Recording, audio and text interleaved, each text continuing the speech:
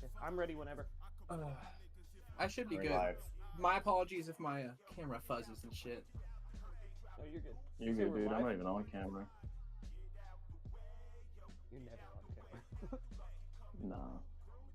I gotta earn You say that. we're live, Cody? We are. Oh, we are? Hello there. That's I'm good. Straw Hat Lucas, helmsman of the last arc. I am joined tonight by my ever lovely co-host, SSJ8 Cody. Cody, tell the people where to find you. Hello there, I'm SSJ Cody. You can find me at everywhere with the handle SSJ8 Cody. TikTok, Twitch, YouTube, I'm there. I'm also there at the last arc on Discord. You should check that out in the description below, but I want to pass it off to our head cook vexyz and then off to our guests.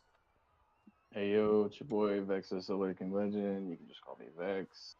I'm also in the last arc, and I also have my own YouTube channel, Vexus the Awakened Legend, where I do One Piece D&D stuff.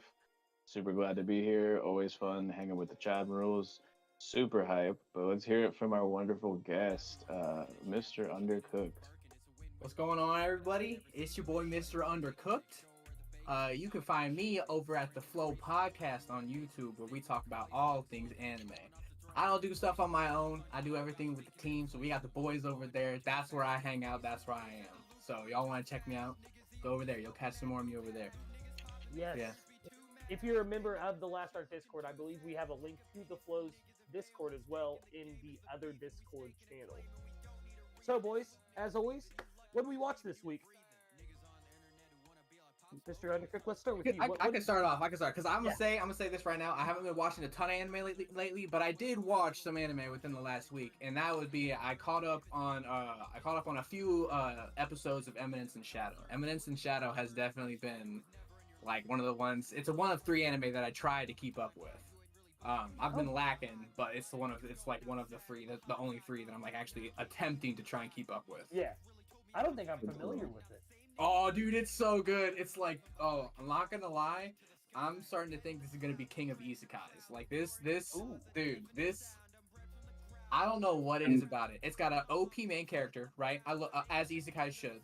It has an OP main character, super awesome, which his abilities are slime based, so it gives very like reincarnated as a slime vibes. But he basically like he's super overpowered. But all he wants to do is he wants to control everything from the background. And so he uses his overpoweredness to just like shift the outcome of things and shift the story in a way that he wants it to go. He's like crafting his story of like the Eminence and Shadow who controls all things from the background, and like it's actually pretty cool because like throughout it he assumes multiple identities to be able to do that. It's super. I love it a lot. There's so much more to it, but Yeah, it sounds like a little bit like Log Horizon-y, like at least the first 2 seasons, and also a little bit like Overlord-y, you know, like. Overlord. like- I saw the first. I don't think I finished the first season, but I did watch quite a few episodes of Overlord. But It's pretty I good. never finished it. It's a better read than it is a watch. But Yeah. And so like you saying that it's like King of Isekais for you right now, and that you are a Mushiko Tensei fan. Oh yeah, no, that's the thing. I love isekais are like my shit. Like I love isekais. That's like one of my favorite, and I get so much shit for it over in our server. I got your back, bro. Like, Yeah, I when they're appreciate good, that. you're good. I appreciate that. But with that, like Eminence and Shadow is definitely it might be a little bit of recency bias, but at the same time, like it really is like there's humor in it. The other thing is that he uses his power to like cleanse. Like there are these like usually they all end up being women, but there are these that are like overloaded with cursed energy, and he's able to and like otherwise it would morph them into demons, but he's able to like harness it and shape it and like control it. And when he does that, they're like super thankful to him, so they become like one of his they become it's like a massive harem basically, like Yeah, I would say it's a harem anime.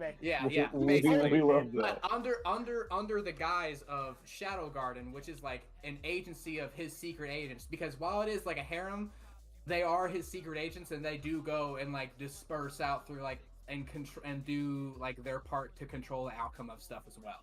Because you have to keep in mind, like when I say harem, I do well, I say that lightly because he has like over 666 like agents, right? Oh my So, and they're all women, all of them. And What a Chad. I know, Yeah, right? I was He gonna dude, say that. he's goated for that. But it's funny too because he only like hand cured like 3 or 4 of them. He gave the ability to like cure and stabilize like others to the first one that he stabilized. And so she went out and she recruited all of these people, and like, because they just have like so much loyalty to him.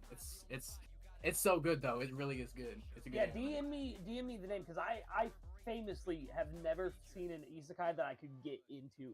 So like, I'll Dude. definitely check it out. And it's got two like, or I guess it's got one of the best sound effects that I've heard in a while too. I don't know if you've ever seen a clip of somebody going, I am atomic, and then they swing a sword and it makes like a shing, and then everything just blows up. I don't know. Dude, No, I don't think so. it blew up on the internet, like, because that sound effect, everybody was like, oh! Like, it reminds me a lot of, I don't know if y'all saw Sword Art Online in its entirety, but it reminds me a lot of Alice's Burst Element. It reminds me a lot of that. I love that. It reminds me of like Fire Force, Yeah. like or JoJo's, like Tell me to borrow your move. Yeah. Oh, that's sick. Oh, yeah. Vex or Cody, what did you guys watch this week? Cody, go ahead. Me and my sister caught up on Jujutsu Kaisen, and because of the current episodes, and she heard the season was ending soon, she decided to binge all of the manga. And now my sister, her first like manga she's ever caught up with week to week is Jujutsu Kaisen. I'm so proud of her. That's beautiful. And Crazy. I got I know text, I know that means a shit ton for you, bro. it really does. And I got text today being like, I thought you were happy reading this a couple months ago. There ain't no way. And I was like, I was. She's like, how could you do this to me? Like, bro. I don't think she realized like how bad the low was for me for that to be like one of my peaks. Like I was like, oh boy, I'm eating. Cody alone Bruh. is the coping one, so. I am. What else did I watch? I watched. I've been watching Doctor Who, and then Let's I think- go. Let's go! We love that. We love that for you, Cody. Oh my god. But Yeah. more importantly to me, I've been going through the DC Rebirth section of the comics finally, and I've finished with all of Teen Titans, all of Titans, all of Batman Beyond, and I am just about to start the Green Arrow run, which isn't too many issues, which worries me, but I'm excited. It's been nothing but banger after banger though, so I'm gonna be really sad if I start finding poopies, but I've been really enjoying Rebirth as someone who was simping over the New 52 Flash arc for so long. Like, love Did it. you just say poopies? Yeah. Little poopies. Like, what if you're like, are you happy when you find little poopies? No, you're right. I'm not. That's like that. I guess that's Even when you're that's going poop, are you happy when you find little poopies? Nah, because you're like, dang, this caused me this much discomfort, and it's like this. Like, nah. That's fair. Well, That's a fair point. That's fair, yeah. I mean, that is a fair point. I've had that happen before. Dude, spitting facts, I think yeah. we've all had that. Yeah. Like, but That's valid. oh my goodness. Vex, what'd you watch this week, brother? I watched a little bit of Doctor Who with Dyer, Regulus, and also with Cody, who just started. So Cody is in season 1 of New Who, the 2005 like series 1, and Dyer and I just got to series 11, which is the first of the Jodie seasons. And yeah, like it's been, I'm just full in. I love the show so much. I caught up on One Piece, obviously. I've been staying current with Freerin, which actually almost made me cry this week. It was really good. I don't want to get too much into it. Another one of the 3 that I try and keep up with. I haven't been as good as that lately, but that is It's other one of the other 3. Good. Episode 15 and 16 are just a whole different kind of vibe, and like, oh, dude, the quality is so there. I've been blowing up in the Chibi Girls like a server talking about like Freerin over there with like people, and how like I think it is absolutely my pick for anime of the year. I'm gonna start that with my sister. No shame. I don't know where I was saying this. I'm pretty sure, I don't know if it was in a VC in here or not, but I am very positive that Freerin is going to become a staple anime. Like it's going to like that. It is so good. that it's like for modern, at least for our modern age, like it is gonna become a staple anime, like for I sure. think that it has legitimately reinvented like what the standard quality of things will be in seasons coming forward, and like Oh, I yeah. really hope that next season we do start to see things stepping it up to meet this new bar that has been set. I love it, dude. And I mean, like source material was very well received, and like that and whatnot. But beyond just like adapting a manga, like Madhouse has done just such a phenomenal job at making an anime. And it's more than just adapting a manga to make an anime, but like I understand that the manga was already really well received and really popular and really good. No, this is crazy. The amount of attention to detail, the animation, the musical score, and like the dude, it's so good. I literally have written like a book about how much I love this in our own Discord as well as over in the Chibi Girls Discord. Yeah. It's so phenomenal. Listen, Max, since we're on live, like we're live right now, we're solidifying the deal right here, right now. I will watch the first 3 episodes of, how do you say it again? Ririn. Oh, he hasn't seen it yet. Okay. I have not. No, that's why I don't want to get into anything Interesting. specific. Okay. So I will watch the first 3 episodes, and then like I said, the deal is I'll watch those, and then I'll read you the first like 10 chapters of Dawn to Dawn. Let's go. Yeah, I'm about Let's it. go. I love people like reading me manga, like a Betty Bye story. It's great. Like, no, I'm all for it. I already agreed to that, like off camera, off stream. But let's make it official. Like, really, like solidify it into the internet. You got an outside witness here too.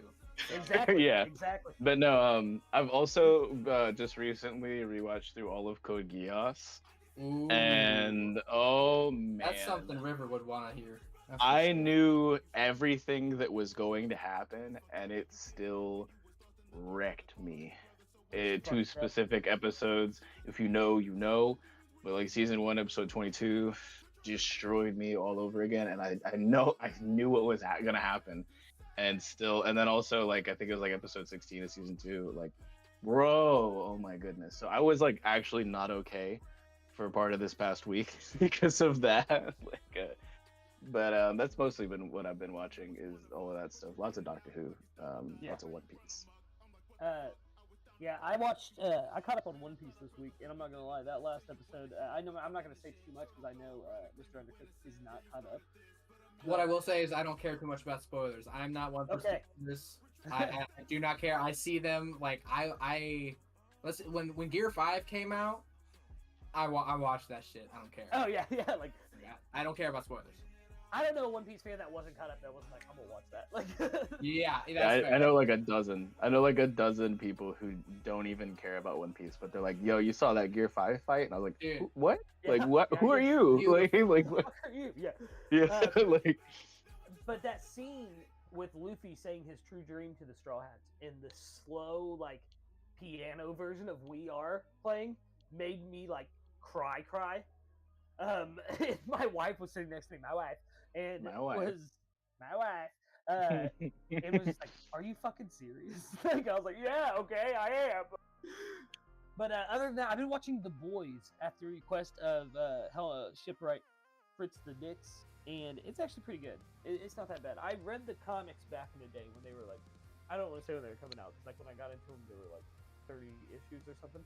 But I read it all, and if you're not familiar with the source material is literally just how edgy can I be for the sake of being edgy, based around this loose story. It's a vast improvement from the comics, for sure.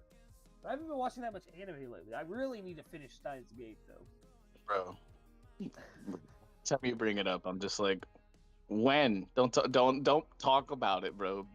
No, but I know you're a busy man. I don't want to give you shit, but yeah, like I'm letting Ancient Magus Bride cook for a bit because it's been destroying me week to week. So I'm just gonna let the season finish out, and I'm just gonna be left on the massive cliffhanger I was on, and I'm just gonna wait, and then I'll take all of the pain on at once. Like that's fair. But that's fair.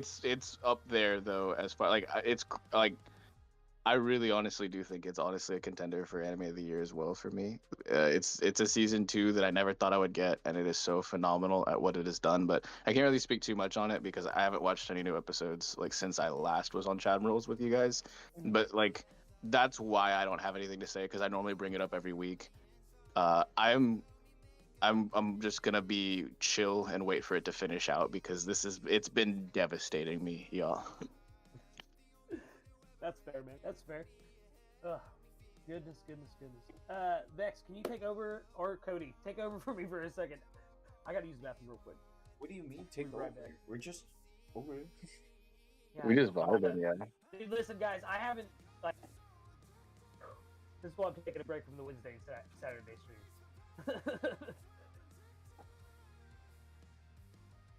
streams. Bruh. Yes, That was bruh, cryptic, indeed. yeah. That cryptic. That was pretty cryptic. Bruh, indeed. Alright, let's play Da Vinci's Code and decipher that message. Just kidding. Bro, before we get into that, let's make sure that we all of the lovely, wonderful people in chat do us a huge favor and like the stream. And I'm gonna get the Flow Podcasts link and make sure I make that rain in just a second in the chat. Chat, tell us what y'all have been watching, and we'll feed off of that for a bit as well until Lucas gets back.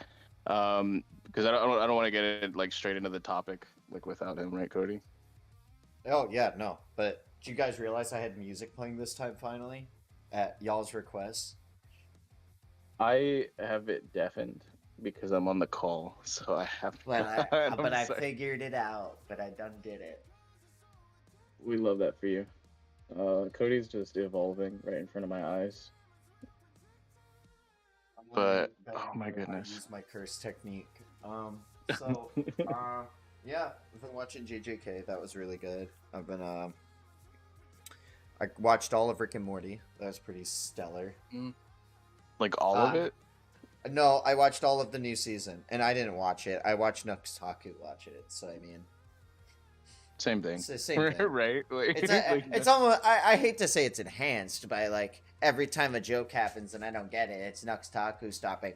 Oh my god, guys! Did you understand that this is a reference way back to season 3? And I'll be like, no, but like having you explain it to me in that voice is.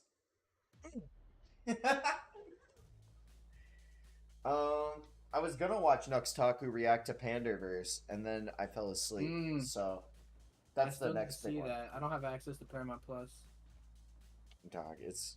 the Yeah, that's why I Pandaverse is haven't watched crazy. Eminence in Shadow. I don't have access to High High Dive. Dive. Yeah, and that's like the only place it's on, I think, right? It is. Yo, yeah. shout out to John Sherrod on all social media. JJ, the OPU fam. What's good, brother?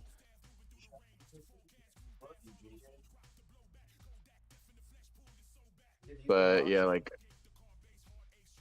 I actually did also. I forgot to mention this, Cody. I watched the hidden inventory parts of season 2. Like I mean, I already read it, but it's been so long. So I did actually watch some JJK. Literally, hidden inventory is what makes me fall in love with Gojo. It's what makes him my number one. It's. But I thought you'd be super happy to hear that that I did actually make some progress on that front, and I watched some of that. The oh my goodness, the hidden inventory opening where our blue is was literally my song of the summer. That was like up the top of my on repeat on Spotify for like 8 months straight. And I didn't even know Tatsuya Kitani, the guy who sang it, is also the person who sang the first opening for the Bleach 1000-Year Blood War arc comeback, Scars. Like, and I also really jammed that opening. You guys have any anime openings that you really vibe with hard? Like current ones, or just Yeah. in general? Current, general, who cares? Like, I am in general. I'm going to keep vibing to Where Our Blue Is, I think, till I'm dead. Probably The- Chainsaw Man's opening. Oh Yeah, it's my fire. fun fact. Chainsaw Man's opening, bro. Yeah, The Chainsaw Frieren- Man. The free run opening is low key gas. It's like Yao Soba or whatever. I don't know. Like, I can't pronounce it, but that shit is gas. Dog, I'm Damn, about I to blow got your all mind. of the goats. Look Are at you that. ready, Oh Mr. my Undercooked? goodness. The guy who sings the Chainsaw Man opening is the same guy who sings the second My Hero Academia opening. Oh, no way. It is. Same exact guy. That's the guy who sings Peace Sign. Moishita boku nata ba ba da da da da No ba. way. Yeah, it's that same guy, and it's that same inflection he does when he goes Naka happy de umesku shita restem. Yeah, it's the same It's freaking. such a fucking good song. It is. He's a really good. He has a couple other good bangers too. Yo, shout out to vexyz, the lurking legend, for 10 last arc memberships. Woo! Yo, I just want to read off all the goats that just got gifted. The Will of Dreams, or I like to call him the William of Dreams. We got Fritz the Ditz, who is a member who I just he's like an actual like he's our shipwright who I just gifted a membership. Tachi D spins the goat. We got Tori Mori, my W helmsman. We have Desnus the dwarf, the captain of the last arc, Den Kushi. We got Reg One Piece, Crownless King, the black man who laughs, and the musician of the last arc as well, Joshua Vythor. I don't know how I didn't get JJ, because he's literally in the chat, and some of these people aren't, which is so funny to me. But everyone, spam some emotes if you're here. Let us know you got the membership and all that. Yeah, much love to the community. What's up, Kay? How you doing tonight? Let's see where this goes. Who knows where this goes? The nose goes. Yeah. Okay, bro. But I beat you, yeah. Lucas, for sure. I got there first. Oh, Lucas, God. without a doubt. That means I have to go to the Sarlacc pit. That means you're going to be first to talk about our topic for tonight. I want to get into the tournament arc of tournament arcs of Chadmirals. I just want to talk about tournament arcs, and I just wanted a dumb reason to talk about it. So, Lucas, why don't you give me 3 of your favorite tournament arcs from some of your anime, and then why don't you pass it off to our guests so nobody takes any of his picks because they're goated. So, I have niche picks. Nobody's taking mine. I'm almost positive. I have very normal picks, and I'm very excited to just swing because I love my picks. I think I'd start out with this. These are in no particular order, by the way. These are just the 3 that I brought tonight. With the Cell games, because it's iconic. I know it's not a big tournament. I think there's like 3 fights, technically, in the entire thing. But, like, let's be real. Gohan defeating Cell. Goku's match with Cell. The father-son Kamehameha wave, like, there's nothing that... Sorry, you're forgetting the most important match of the Cell game, so I just think you're picking this for the meme, but you're forgetting Hercule versus Cell. Like, I was about to say Hercule versus Cell. Yeah. Like, you can't defend... the defender of Earth, what gave him the fame to be able to conquer the fear of Majin Buu against the hopes of the human race? Like, Yeah, he tamed Buu. But to correct your correction, I think you mean Mr. Satan. Hail Satan! Oh my god, bro. Whoa. This went south fast. Holy shit. I'm glad we're only a couple minutes into stream. If you're saying Hail Satan, that's... Listen, it's a TFS abridged. Hey, we're 22 and a half, 23 minutes in. I think we're good at this point. Like, no let's one let said it a fly. curse word. Let's go. No, we've dropped F-bombs and I said shit like 4 times. I dropped an F-bomb quite literally 14 minutes in. I looked, I was like, hey, I made it 14 minutes. I remember when we had a stream. I don't know though. Yeah, no, I remember when we had a stream with the Flow podcast on our channel, and River was like, "Oh yeah, you're gonna have to make sure you tell Mr. Undercooked," you know, like, and he was just like, immediately he just goes, "Fuck," like, he's like, "I got a man, I didn't tell me this." Like, classic. I'm safe though. But yeah, so I definitely did choose that one for the meme. No, but my second one is the sports festival from My Hero Academia. Let's go. I really enjoy Deku fighting. Oh my goodness, this is the guy with mind control. I'm spacing on his name right now. Shoko? Yeah. No, not Shoto, but not Shoto. guy. Yeah, it's Shoko or something like that. I cannot remember, and I apologize to any other MHA fans.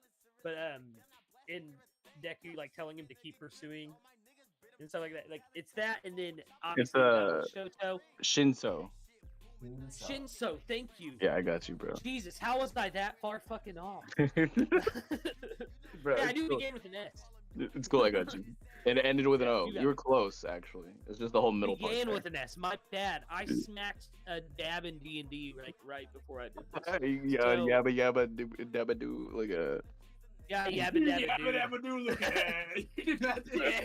He said, Yabba "Look dabba at doo, that." look at that. No, yeah. I think Lucas.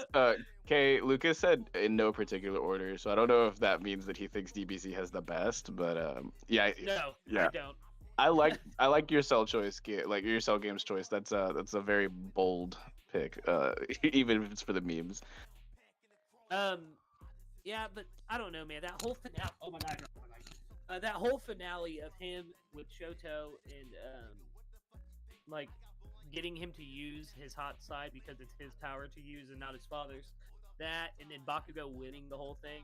Bro, Wow, Uravity. man, God, just- Uravity, like Dude, dropping Uravity's the. actually one of my favorite characters in My Hero Academia. Yeah, that was like a really solid fight. I don't like her that much as a Yeah. character because her motivation's like money, please. But like like it gets to be more than that eventually. But like I really did not like her like in the first couple. Yeah, once On you Gritty, see Cody? like everything that's cooking, hit that gritty, hit that gritty, hit that On gritty. Gritty? But what? Let's go. But what? Once you see like everything that's been cooked in like the last arc, her character really does come full circle for me at least. Shout out to the last arc. We love them. But yeah. love those Yeah, guys. Love for those sure. guys. You guys remember when that weird bot came into the server and was like, "I love the last arc. That guy's awesome." Bro, That it was just one of it those reminded me of like in Have a Cigar, Pink Floyd's like, which one's pink? Like, bro. Yeah, like, which Like- one's that? The last arc. I love that guy. Yeah. My third pick though is a recent. I don't know if it's technically a tournament arc, but it's a recent one that I ingested into my brain, and it was the Kyoto School event from JJK. That is a tournament arc, right? Yeah, Yeah. I would classify it as one. It counts, yeah. And Yeah. you just read that, right? For you? Yeah, just read it, dude. That I'm telling you, that fight with Toto and Yuji. Where they bond Changed over my life. J-Law? Yeah, dude. Hold on. Yeah, dude. Oh, Best of friend. Bro. Yeah, Toto's kind of him for that, Yeah, no lie. dude, Toto like just. Mm. It's so good. Rip Lucas's mic, I think. Like, no, I'm kidding. No, I just dropped it on my pants. It's cool. But yeah, like not only that, but like Nabara's actions. Even if she like ended up getting taken out, like her actions in that whole fucking battle, Maki and her sister's battle, like it's just so good. And then when the special grade curse shows up, and oh my goodness, what's the man that summons the shadow curse? It's Fushiguro. Yeah, Megumi. Fushiguro. Megumi Fushiguro. Fushiguro. Megumi, yeah, like him taking on the special grade curse with oh my god, why am I spacing so bad on names tonight? Oh, it's because of the Yabba It's Dabba because Doo. it's JJK. It's just they design it to be like where you can't remember their names, I Me swear. They getting have, ready like- to be all like y'all don't remember the forest spirit Hanami? Come on. I do. One of Um, my actual favorite like characters from like the whole season 1 bit. Like, because I watched it before I read it, but I did Yeah. end up reading past that. The backwards But- bit made me really upset watching the anime because, like, goddamn, I having to pause to read the subtitles backwards, and then if you going back and reading the manga and being like, "Y'all just got this, and y'all just got it to say it was backward." No, no. Yeah. Bruh. But yeah, Yuji looking at Fushiguro and being like, "I've got this," and him remembering back to when Yuji died, unalived. My bad, YouTube.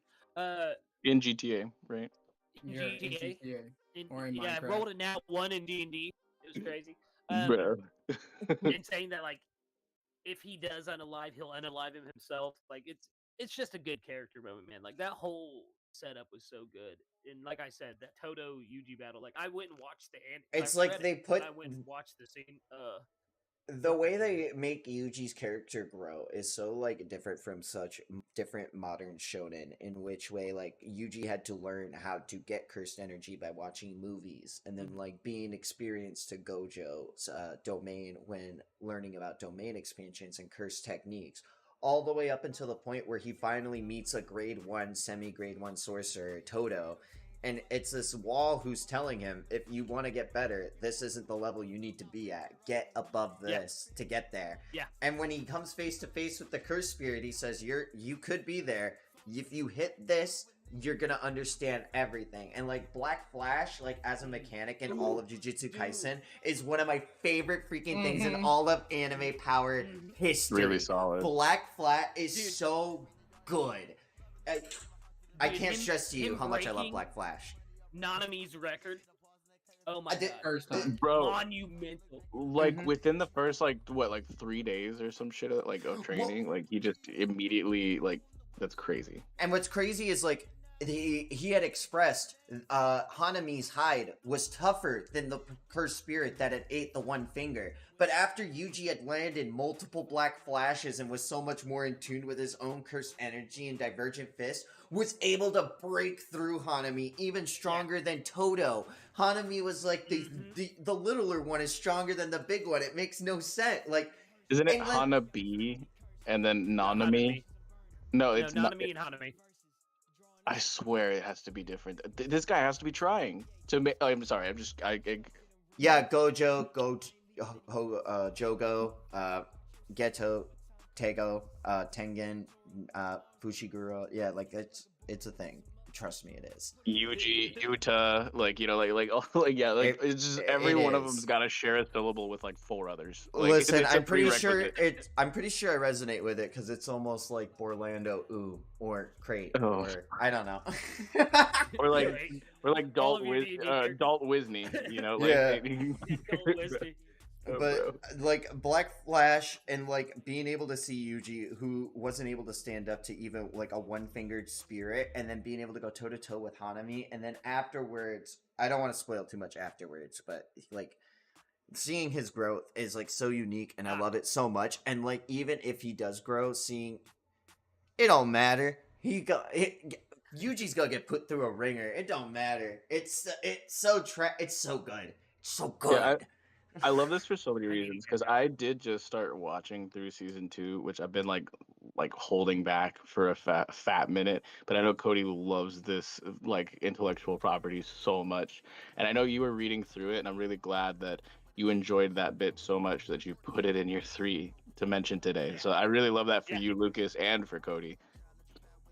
Dude, like I said, I had to, like, because I haven't watched any of the anime yet, but I had to go watch that scene in the anime. I was thinking about it at work, dude. I was like, just that, the book. Dude, Todo and Yuji versus Hanami is what won Jujutsu Kaisen Anime of the Year back in, like, 2020, 2021. Like, it's goated. That's crazy. So, Mr. Undercooked, now that we've got Lucas's 3 picks out of the way, what are your 2 favorite tournament arcs? Or 3? All right.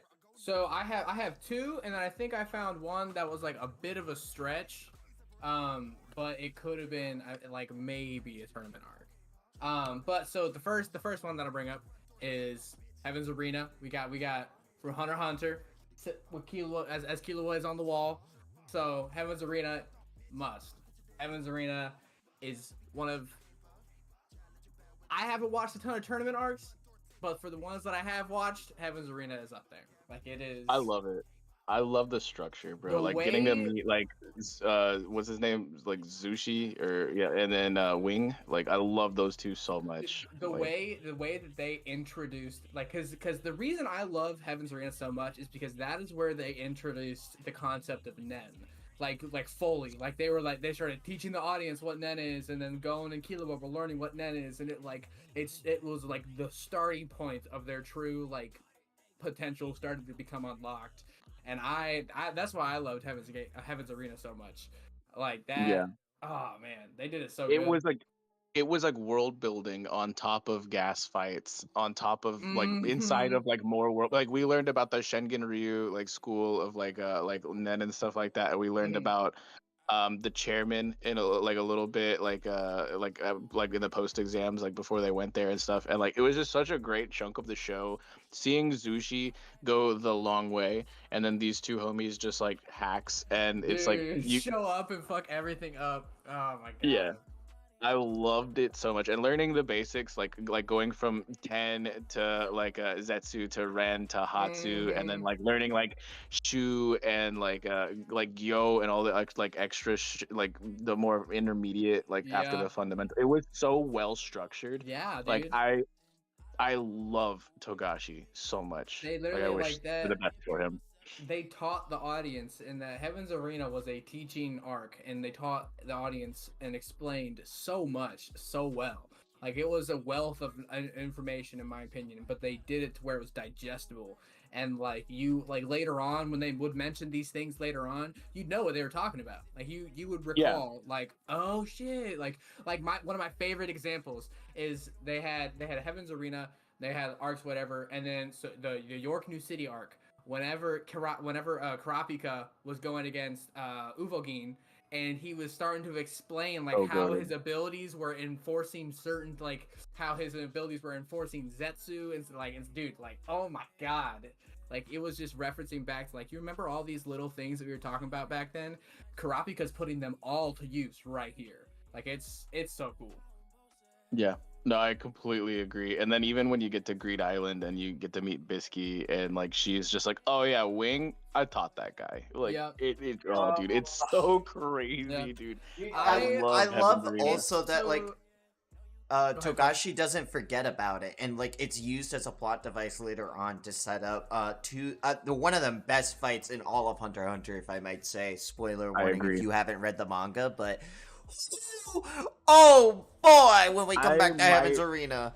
I might say that, like, legitimately, like, the return to Heaven's Arena, I'm not going to spoil anything for those who are, like, anime only or anything like that, but the return is, I would say, in my top 3 manga fights of all time. Not just Hunter x Hunter, literally all manga. It's literally so all good. Manga. Wow. It's really good. If you haven't read that fight, I feel like dancing around.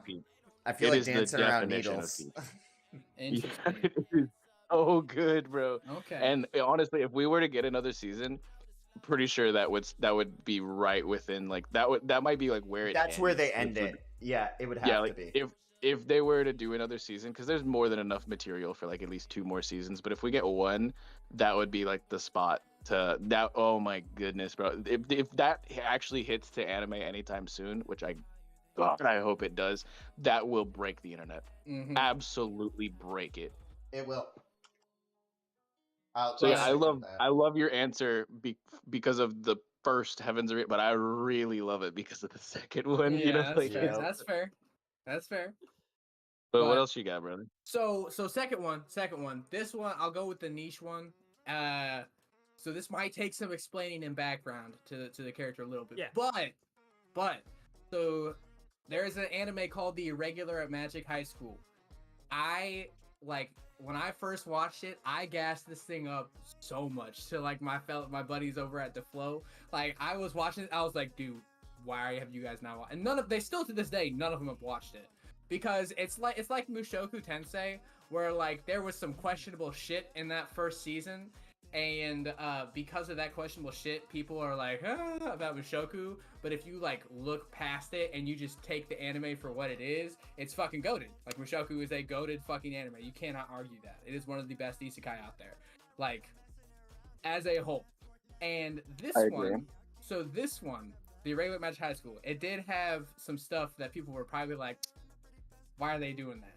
But one, it was funny. It was in my opinion, it was a way of humor in the show, rather than in like an actual subplot or something like that. But main character, Tatsuya Shiba, this motherfucker is one of the most cracked dudes in this verse, like, ever. But the way they do it is awesome. Like, it is one of my favorite things. So the whole world in that anime is like, magic has been they see magic as essentially, it's like technology. Like, they use CADs, like CADs, and that is what basically, like, they program these CADs with certain things to do, and then they're able to call upon them and use the CADs to do these actions.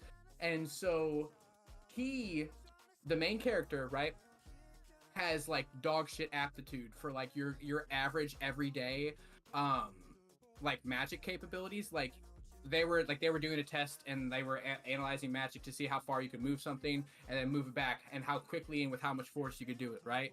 And he couldn't even like get it down to the other wall and without it stopping, and like he's just terrible. But he is like he is essentially one of the best magic engineers in the verse. So he, like, with magic revolving around technology, he like can build these basically like programs that are what we would consider spells, right? He basically can build these programs, and he can watch whenever somebody activates their CAD to do something, right? You see the sequence happen around the CAD. Like you see the sequence of what they programmed into Almost it for like that spell. casting runes or something like that. You see it happen, right? He is so cracked that he also writes these programs manually, right? Like he with a keyboard, like with his fingers, he's fast as fuck. And but he is so good at magic engineering and all this other stuff that when people will use their CADs to cast an ability, he can read the spell as it's forming around their CAD and then quickly whip up one on his and negate theirs. Holy shit. He's able to read the spell, and this happens like within like super like less than a second, right? Super fast. Yeah. He reads it, and then as he reads it, he's writing one like, and then he basically nullifies. He makes like a custom nullification spell and nullifies the spell on the spot. Dude, he's so cracked. He's so cracked, and like he finds specific ways, and like so that's how he's cracked, but not in a conventional way.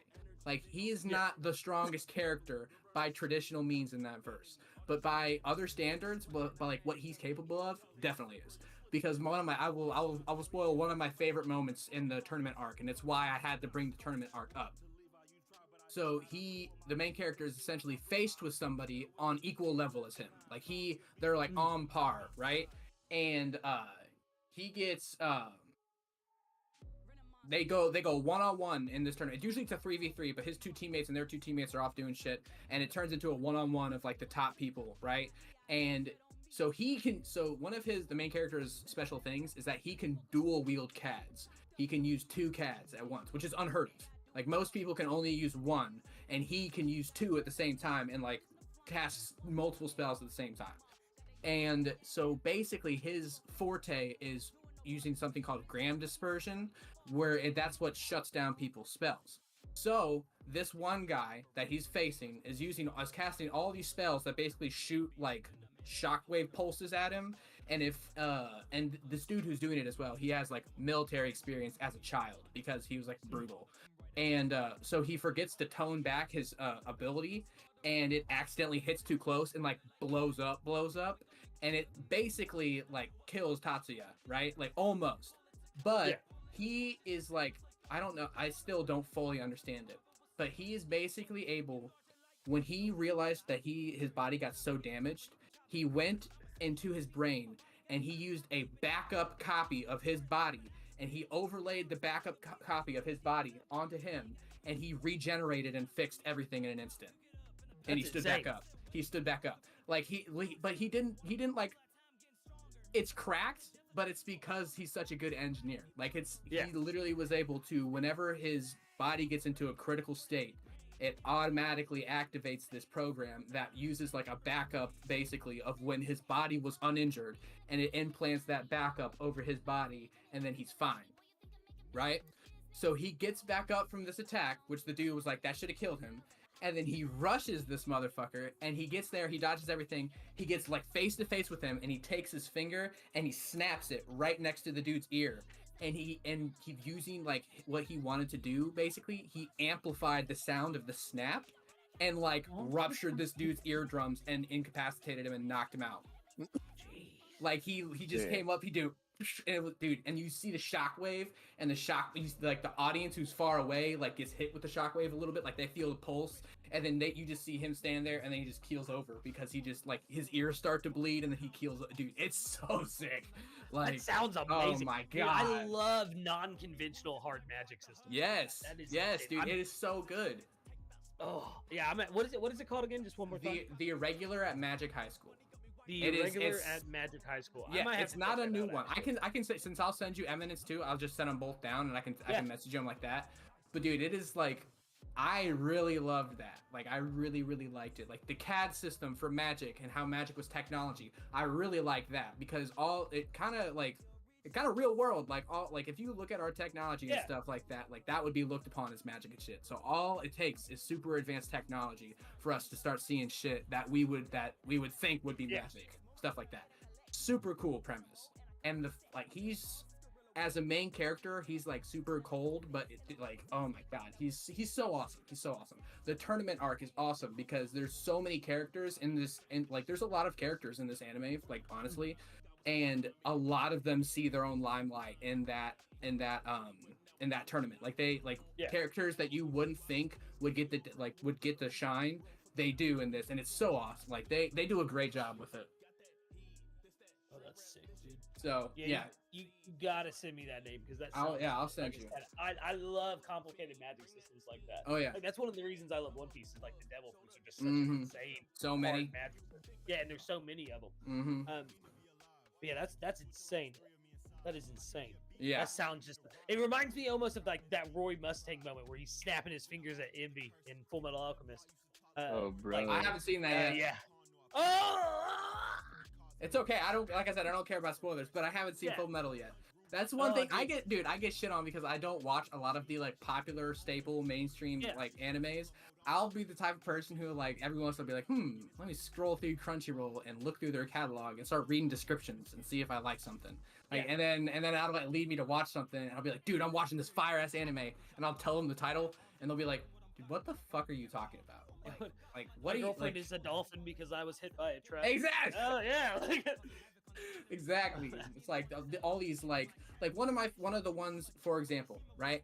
I don't know if you guys have ever seen Kabanari and the Iron Fortress.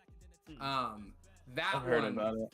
dude, that one is like, I haven't finished it. I've started watching a few episodes before we had to focus on watching other anime, but dude, it is like it's like a zombie premise, right? But the zombie is not like it's not your typical zombie premise, and the M's like, I won't get into it too much because it'll sidetrack me like a motherfucker.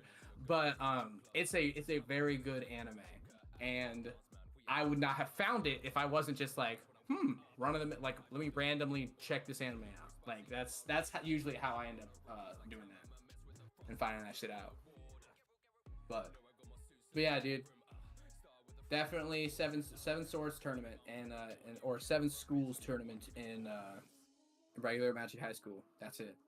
That's the one. Yeah, I would have to check that out because that sounds absolutely goated. I'm not gonna lie. They Like, do. Sounds super fire. The action that they put into the anime is really fucking, and like even when it's not action packed, like seeing how the main character develops these programs and stuff and what he's working on, like another mini spoiler, like he works on this program to essentially make so people have been trying to make a flight spell for a very long time, but the issue that tends to happen is that so they can do it to where they move their body in one direction, but every time they need to change the direction, it basically adds another layer to the spell. It adds another direction that they're moving.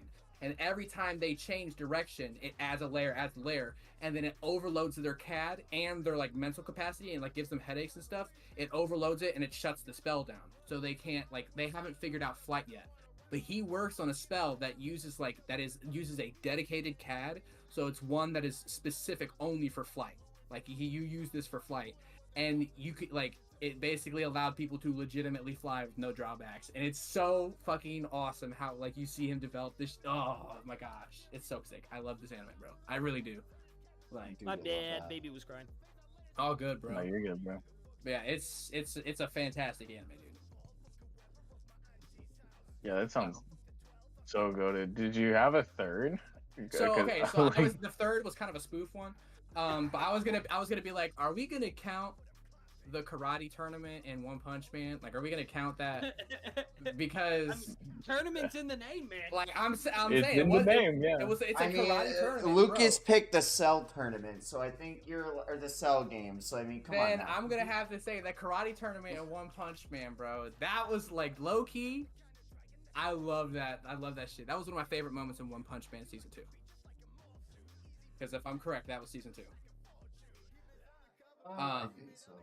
Yeah, but because it gets interrupted by all the monsters and shit. So while it's a tournament arc, it also has more than just a tournament in it. So that was all. That was pretty. It was also one of the first times you see Saitama actually get scared, if I'm correct, and he backs off, which is a really cool thing. You don't see it often in that anime. Sorry, my dog wants to be a part of the podcast, y'all. That's fair. Who doesn't? Who doesn't? It's a lit ass. I appreciate it. We really do. Yeah, I actually have not. She loves you too. I'm like, God, why? I'm so sorry. Hold on. Can y'all hear her? No, I can't. It sounds like lapping, like she's licking you. Like No, she's barking like at the top of her lungs. I actually have not gotten big into One Punch Man. Like I've heard so much about it, but it's just a blind spot of mine. But like I've never checked out the manga. I've only watched season 1. Yeah. What I'll say is like you're not missing. Like if you've watched season 1 of One Punch Man, then like you've watched what is probably as of right now the good stuff that's out. Season 2. Like, a lot of people say it took a step down from season 1. I didn't see that much of it, because I think they said the animators changed for season 2. And some people weren't happy with it, but I was personally not that upset with it. I was just like, I don't notice that much different. So I was fine with it. But season 2 does introduce Garo, and that dude, that is what he, like, when I see him, bro, he is sick as fuck as a villain, dude. Like, Garo as a villain is actually, like... That's the guy that is like full of universes, isn't it? Technically, I think that's a manga thing, because Garo is the one who he was essentially a like student of one of the best like martial arts teachers. That martial arts teacher is also like one of the S-class heroes.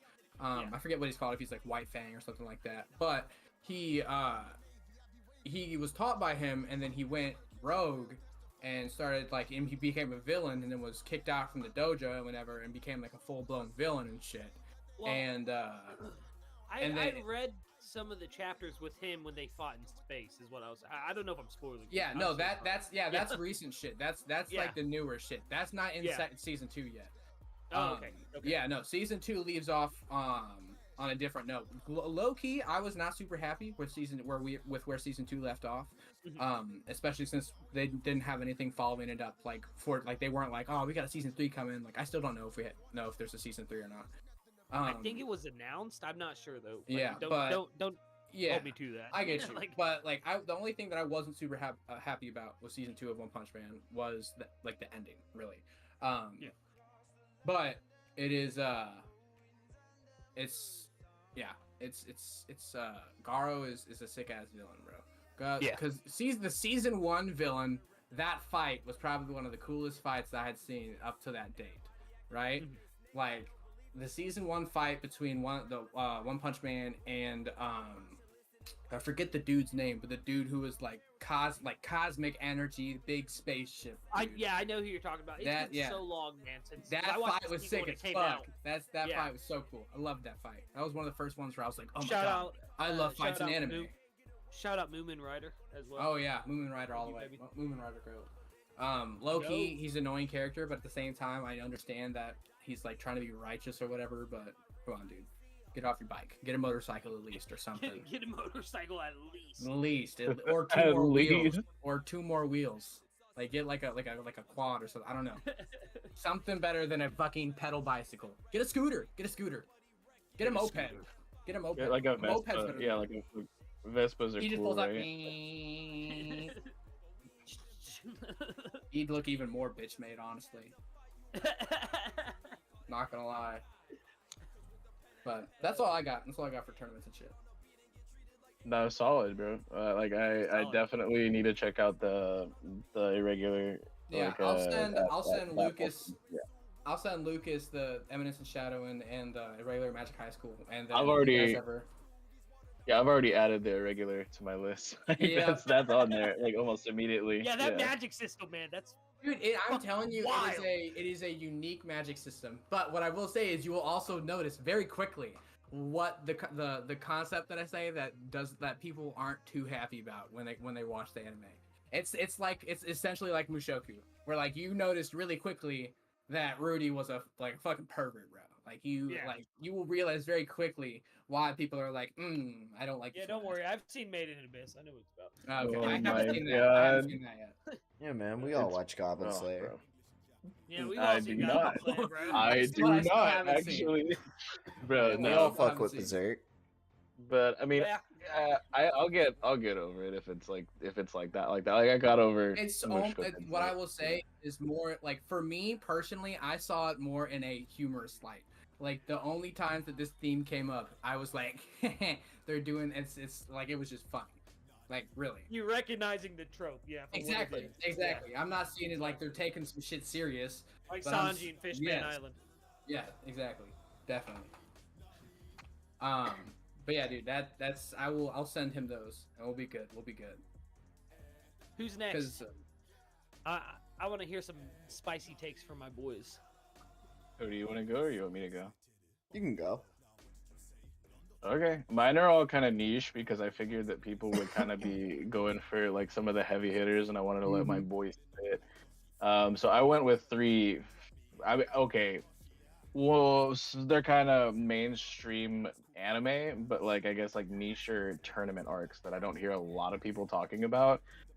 First one I'll go ahead and say is Fairy Tail, the Grand Magic games. Because that shit was amazing. Oh my god, yes. Dude, That Erza shit was Scarlet amazing. beating 100 people and just standing there with that pose. Dog, that shit gave me chills. Yeah. Oh. I'm gonna be real. I hate Fairy Tail, but I love it just as much as I hate it. And that was one of the, like, although there's like 3 arcs, like Tenro Island, Grand Magic Games, and like the Tartarus shit. Like I absolutely find so goated. There's little nitpicks that I have with each arc, specifically the Tartarus arc, and its pacing and some of the things, and like Bard Gear as a character in general and things like that. But no, the Grand Magic Games was, I think, the absolute best stretch of everything that Fairy Tail had to offer, with the minimum amount of cringe and things that I disliked. It was so good. The execution was phenomenal. I have not read the manga at all. I've only seen it in dub. But what I will say is just, it is so ridiculously good, and I'm probably gonna rewatch it sometime soon. I know Cody is also my guy on some of the Fairy Tail vibes, but you know, I can't love it and I can't recommend the whole show. But No, damn, never. is that a phenomenal tournament arc? Ridiculously well done, in my opinion. Sorry if there's a lot of background noise right now, guys, but yeah, I could speak for a while on why I love that arc. It introduced phenomenal characters. My guy Elfman is a goat for what he did to the mother dudes. I forgot, they made him change their name. Like, it was so hilarious. He literally like placed a bet and like won, and ended up like literally forcing these dudes to change their entire name. I think that's where Kagura was introduced, and she's Bay. Like, and then like, yeah, seeing the Urza flex was phenomenal. Getting the Crocus reveal, bro, oh my god, there was just so much, and it really did. Some of the characters gave me like dark tournament vibes, like from like Yu Yu Hakusho. It just, I felt like it took so much from other tournament arcs that I loved before ever seeing that, and just put just a whole bunch of hype and a whole bunch of fun and some really, really, really good battles into an arc that contained the least amount of what I have gripes with. It was so good. I really love the arc. Yeah, Dastard's got my back. You know, in the chat, we love you, Dastard. But that is that is one of my more niche picks. Obviously, Fairy Tail is not like a niche anime. It was very, very mainstream, very, very popular. Can't wait for the 1,000 Year Quest, you know, shit. But that arc was phenomenal. That was the highest of highs in my opinion for Fairy Tail. Jesus, pray for I Lucas. love. No, I love reptiles. She is my baby. I put some crickets in her tank because she didn't eat all of them, so I didn't want her to hang out with all the crickets for that long. She'll be fine later, but I gave her some time out of the tank. Yo, that's a sick bow tie. Oh yeah, that is a sick bow tie, bro. Thank you. Or like a necktie, yeah. Yep. She's a big girl. Her name's Tessa. Tessa is my new love. So Yep. She is my baby. I love her. But yeah, Cody, is there anything else you? Nice. Is there anything else you wanted to say on specifically the Grand Magic games? Because I don't know if Lucas has seen Fairy Tail. Oh my goodness, like, I think the hypest moment of the Grand Magic games is when everyone has been hyping up, oh my goodness, Fairy Tail has Dragon Slayers, and this other guild that showed up that rivals Fairy Tail has their own Dragon Slayers in it. And so, like, the whole time it's been hyping up, dude, Natsu and Godjiel are gonna team up and take these 2-on-2. It's literally gonna be one of the coolest battles ever. And Natsu's like, hey, Godjiel, F off. Pushes Godjiel away and 1v2s it. Does that make sense power scaling? No. Is it cool to watch? Is it like one of those I'm him moments? And like, then they activate their Super Saiyan like, okay, well, we have Dragon Slayer mode. And Natsu's like, I don't care. I'm him. And he still proceeds to win the 1v2. Like, it's literally like Natsu's I'm him moments are like, they don't make any sense ever. Like, bro, and then seeing what's his face, Jura, do his flex and then just get completely like eclipsed on, and seeing like what Ophiuchus, like the 13th key, like Zodiac key, like seeing like there were so many gold moments in this whole Capricorn coming out and like revealing like the backstory with Lucy's mom and stuff, like, dude, and all my homies hate Minerva, but like that was such a bro, that like I have beef like later on with the show with that character, but her introduction was actually really freaking great, and I hate her dad so much, dude. Like there was some great moments there. I love seeing the other little whatever they're called, the cat people. I forgot, but like I love seeing the other two. Like when Homeboy got lost, like later on, that was like the best filler I think in the entire series. But no, it was so well done. Like I cannot believe how much I still love that arc. Like, and there's parts of Fairy Tail I despise, but that shit I absolutely love. I literally thought like I was like, this is like rivaling some of my actual favorite anime right now. What is happening? Because I had such low opinions of like parts of Fairy Tail, and it's crazy that the valleys were so low, but this was like near the peakest of peak. It was such oh my a gosh, good arc Laxus's battle for Fairy Tail in the Grand Magic games, wild. Oh, like, Laxus is absolutely wild. But dude, seeing like a magic saint, like seeing Jura get flexed on was crazy. Wild, bro. Like I oh my goodness. Yeah, because there's only 10 wizard saints. I forgot. That's right. And like Jura was like in there, and they're like, oh my gosh, he's one of the and like, who cares? I know. The bathing suit off. The bathing suit off was goated. He goes no, and then Ichiya, just Ichiya in general was him. Like, dude, dude, don't get me started on Ichiya and like the one goated moment he had, and like actually saving everyone with pulling up that ship. Oh, bro, dude, I cried. I cried. Yeah, it had everything I loved about Fairy Tail and so little of the issues that I actually had with it. So I think that is it's up there as far as tournament arcs go, because it saved the full show for me, honestly. Tenro was goated, but then I was just like, It was crazy because how do you pull out of literally the worst time skip in all of anime manga history? The worst. And then get into a full filler arc where they lose more time only to show up completely unprepared for this and have like people have just like massive head starts and stuff on them, and like just like we were expecting to see these guys get so ridiculously flexed on, and I don't know, it was cool because you saw them being top dogs for a while, and then you get to see them being underdogs for a while, and it was just, I loved it, dude. And yeah, Gray and Juvia are my two favorite characters. Like so, yes, Will of Dreams. Seeing some, dude, it was. There's some great moments. Like, oh my goodness, I loved that arc so much. The second one that I'll go ahead and list is another mainstream anime, but I don't see anybody talking about this as like as a tournament arc or even as a standalone arc of the anime. But I absolutely love the Black Clover Royal Knight selection exam. Phenomenal fights. Like it was so well done.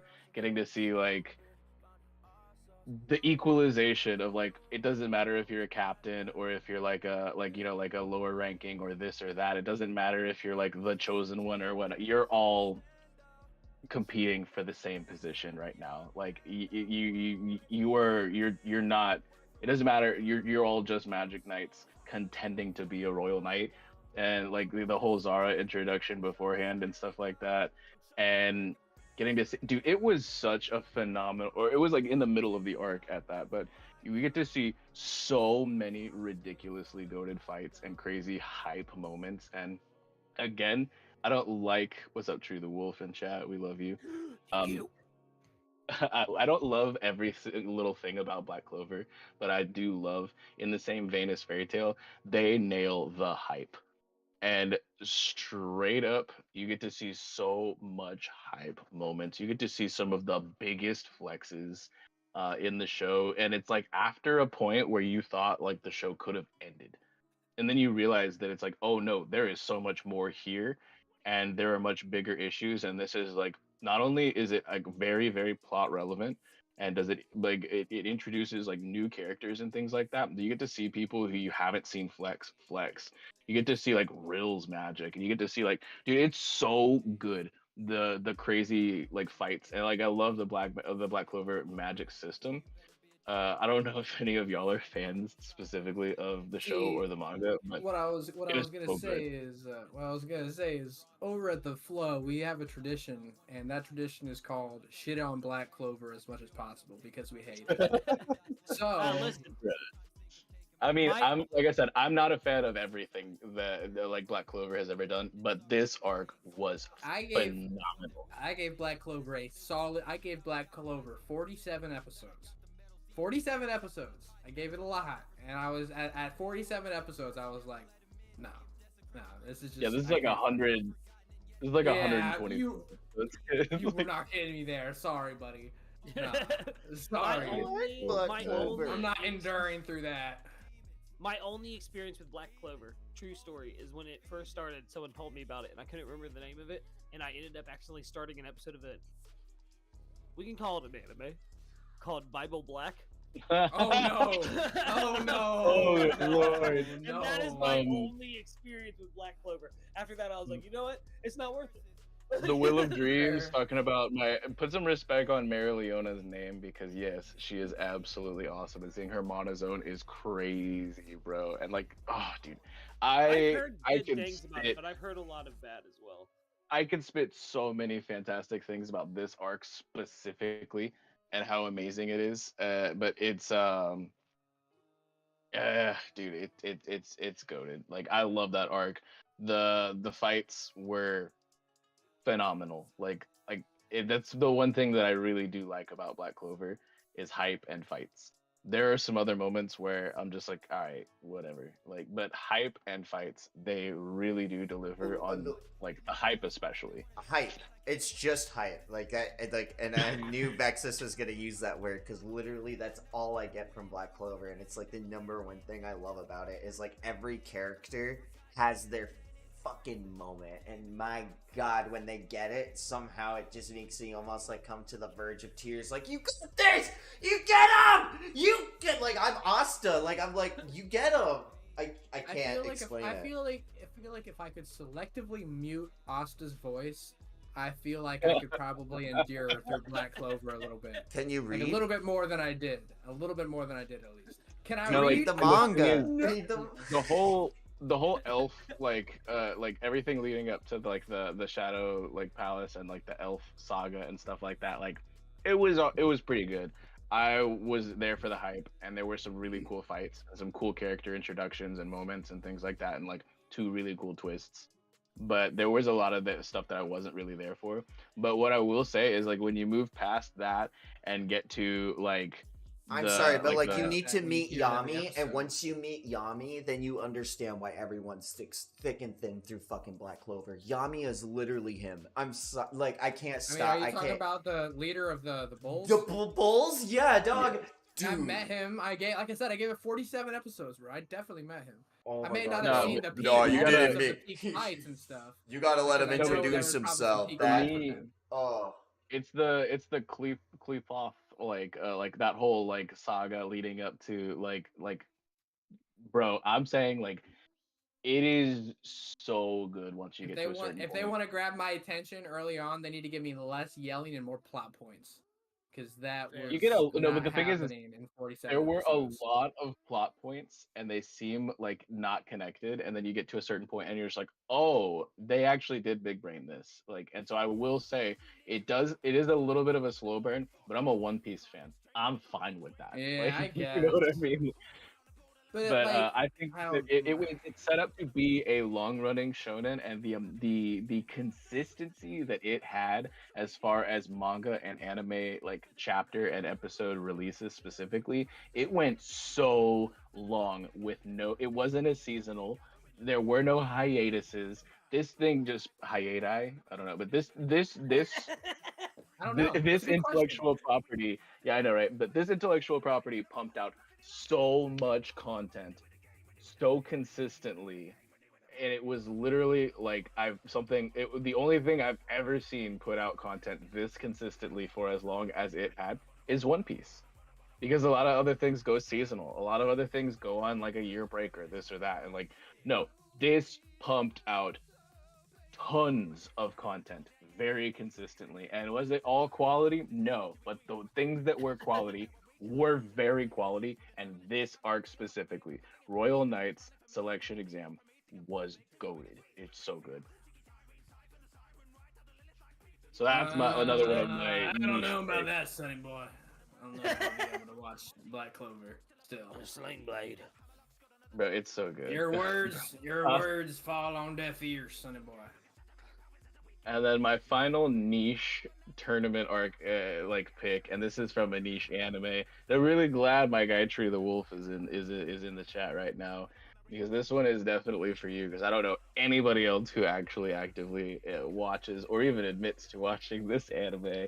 But I'm gonna go with the Vital Festival from Ruby, because that shit was insane. It absolutely devastated me. I had to call out of work the next day after watching PvP, and like there was so many really great fights. The animation was finally coming in and hitting its stride.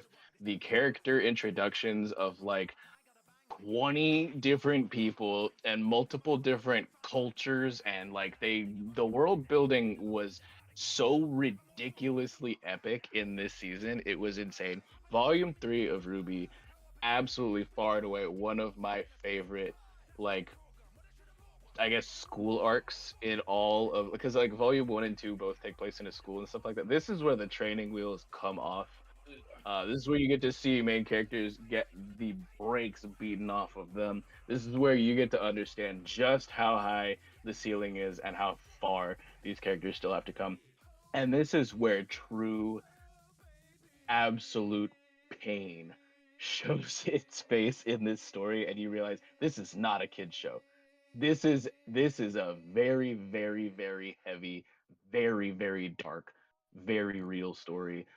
With a fantastic magic system and ridiculously good fights. Homie's fighting like with a saxophone as his main weapon, and like this other chick is like rolling around on rocket skates that are leaving like little rainbow trails and stuff like. But the fight is visually stunning, and seeing the choreography and things like it is insane how well done the Vital Festival is, and watching the dominoes fall into place to like this like Machiavellian like crazy plan that has been like being put into play for like 2 whole seasons now, and then seeing this one specific moment literally shattered me. I was like, I had a pit in my stomach. It was phenomenally done and will forever be one of my absolute favorite tournament arcs in all of anime history. So good. When Ruby was like first coming out, it was during that period where I really wasn't watching too much anime, so I know literally nothing about it. But I remember everyone being fucking hype about it, dude. Like everyone. At least like. So I mean, in my it's Rooster Teeth. Yeah, Yeah. like it's Rooster Teeth. So if you vibe with like that style, and like they've moved away from like Red versus Blue style, like Machinima and stuff like that, and like the first 2 seasons take a bit to get into their like flow animation wise, but there's still really great choreography. The voice acting's a little rocky in the first season, and like I said, they're in like a school, and then I'm gonna be completely real with you. I love Ruby. It is phenomenal, but there are things that people rightfully do beef with about the show. Most of them in the first 2 seasons. Although season 2 has some really really golden moments. The character design of some of these, the interactions, the moments, the world building is insane, and they did this on YouTube. Like it was literally, it wasn't like an actual anime until like a certain point. It was literally just YouTube videos, which I have so much mad respect for. like, um, yeah, like Tree totally understands what I'm saying, and I know for a fact this man was also completely devastated at a certain point in this tournament arc. It is phenomenal.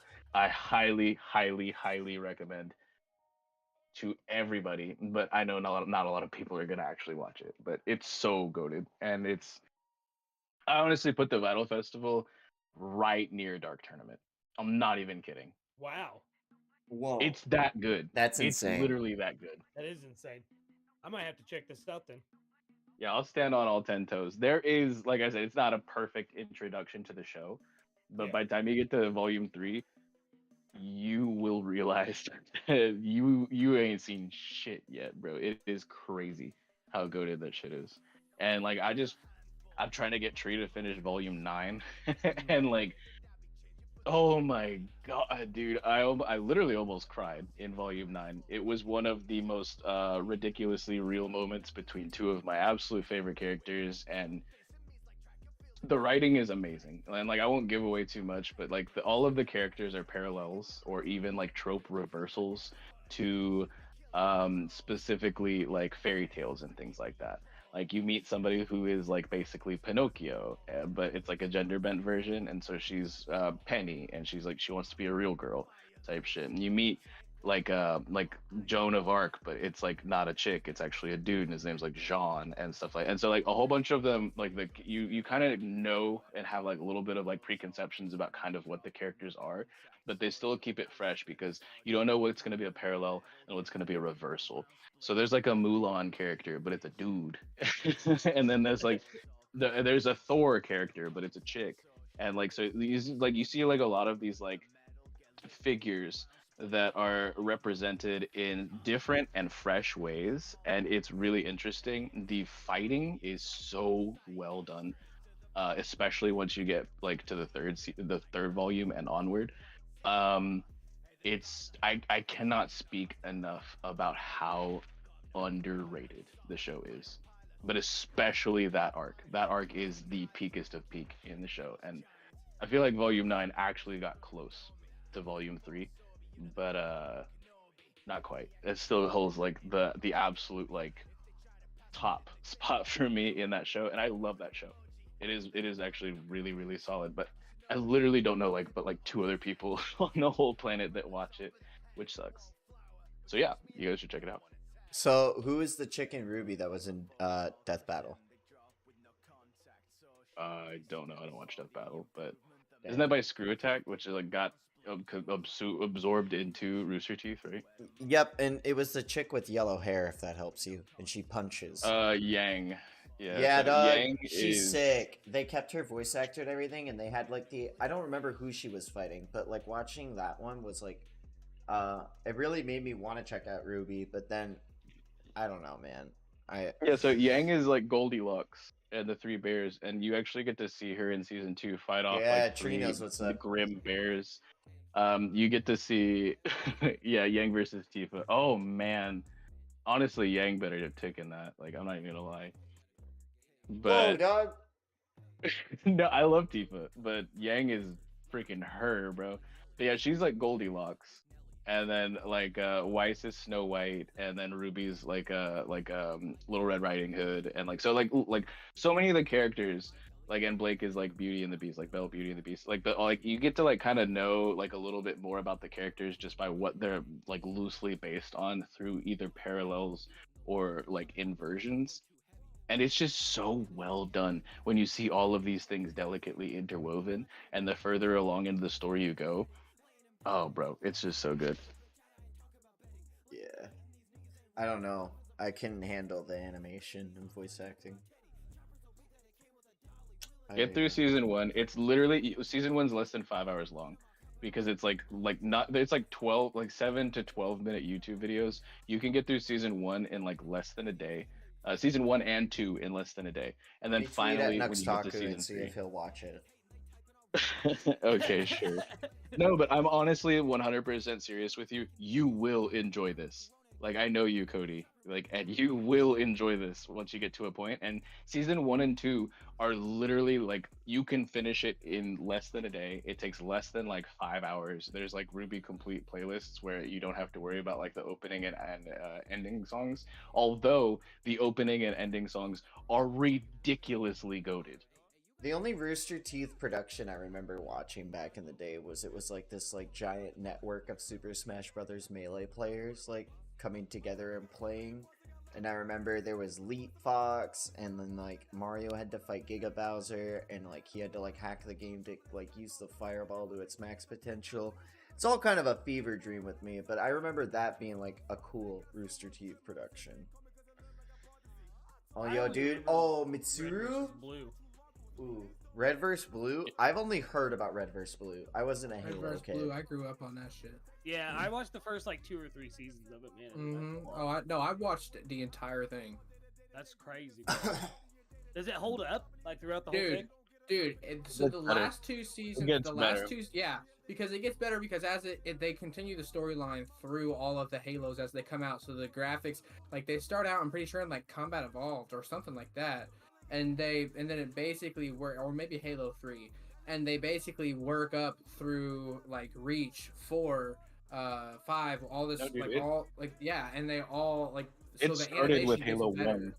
Damn. It started with literally Halo 1. Wow. Yeah. Damn. But yeah, they like so the animation steadily gets better, and then on top of that, at the very end, there's like this last stand type moment, and then the animation of the show like breaks down into sketches, and it's interesting. I couldn't stick with it, but it reminded me, not in like the psychological sense, but it reminded me of Ava's ending, Neon Genesis Evangelion's ending. I completely agree. So, but if you like that, yeah. no, Ruby does it better. I'm gonna be completely real. Like if you really vibed with Red versus Blue, Cody. you will love Ruby. It was just something I grew up on. Like I vividly remember the first time Tex showed up Camera off. and I was doing the same thing. everybody up, and it was so. Dude, Agent Tex, like nut-shottings. I forget who they did it, but they just like kept intentionally hitting this dude's nuts. It was so funny. Like there was this one where she like tossed him like super high up, and then she just takes one of those like concrete like blocker things that they put on the highway between the highways and shit. She just takes one of those, kicks it and nudges it into the right position, and he falls just right on his fucking nut. And dude, it was, oh my god, it was so good. The humor. Tucker, thank you, Wolf or Tree. Yeah, that's all That I shit got. was so funny. Cody. As far as like, I mean, I could list off like 12 others, but those are the 3 I wanted to specifically spit. Cody, I want to hear these amazing takes of yours. Oh, what takes? I haven't watched Ruby. Oh, Oh, 3 tournaments. have I not given mine yet? That's crazy. No. Oh man, All right. Well, I guess I'll spit about my. We'll go for in no particular order. I'll start with Katekyo Hitman Reborn because I never get to talk about Reborn enough. But the Varia arc in Reborn is one of my favorite tournament arcs that I think I've ever seen, and it is the second arc in all of Reborn that like ships it from like slice of life gag to like, no, this is real stuff going down. These are real life consequences coming at you, and like. The story keeps ramping up from there. And so like after Suna, like I don't want to spoil too much about it, but basically it's like Suna and his friends have to fight for ownership of the Vongola rings, and there's this family in Italy of like who resides within the Vongola family who hears about Reborn training Suna to be the next successor, and they're like, an 8th grade loser? No. We work for the mafia. This guy's literally the dude's son. Like, we're not dealing with this. Like, so they all go over there and they actually enact like a trial to death, and then like you get to choose when you lose or when you win, and like a lot of these battles are like lost just out of sheer like the heroes will not take the life of the enemy and they'll get out with their life. And so like Suna will see that as a win, but ultimately they lose the rings. But like all in all, it's like about protecting your family above all else. And I think like the themes that like Reborn like starts off in a comedic gag sense way throughout like that first season that they have, it's just amplified and only like it's just like overhauled like to the maximum. It's like Goku going from using Kaioken to Super Saiyan. Like season 2, the Varia arc of Reborn is one of my favorite arcs in all of history, and it's also the first time we see 20-year time skip Lambo. And oh boy, oh man, they like I thought 10-year time skip Lambo was cool, but this guy came out and was like, I've got 10 seconds. I'm gonna one-shot this dude. And, like, proceeds to, like, have him on the ropes, and then he gets sent back in time. But it's cool. There's a lot of cool moments. If you haven't checked out Reborn, you should. It's very hype. The second anime... Keep talking about it, man. I really do. Want to get into it. I really want to get into it. If 3-Day Trip was here, 3-Day would also be on my side. And Dire Regulus, another GOAT who everyone I think has talked to. Dire is also on my side, who's watched Reborn and said it starts off from a goofy gag slice of life manga to peak fiction. It literally, like, the Varia arc literally sets the standards for everything to come and only amplifies everything that we were given in the beginning. It's so good. Yeah. I'm gonna check it out because I told you I would, and specifically... I said if you because I started Doctor Who.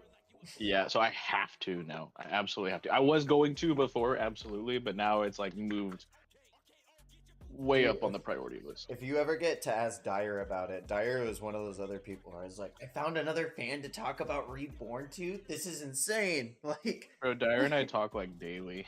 Like, oh yeah, like you'll have to bring it up with him. It was really cool.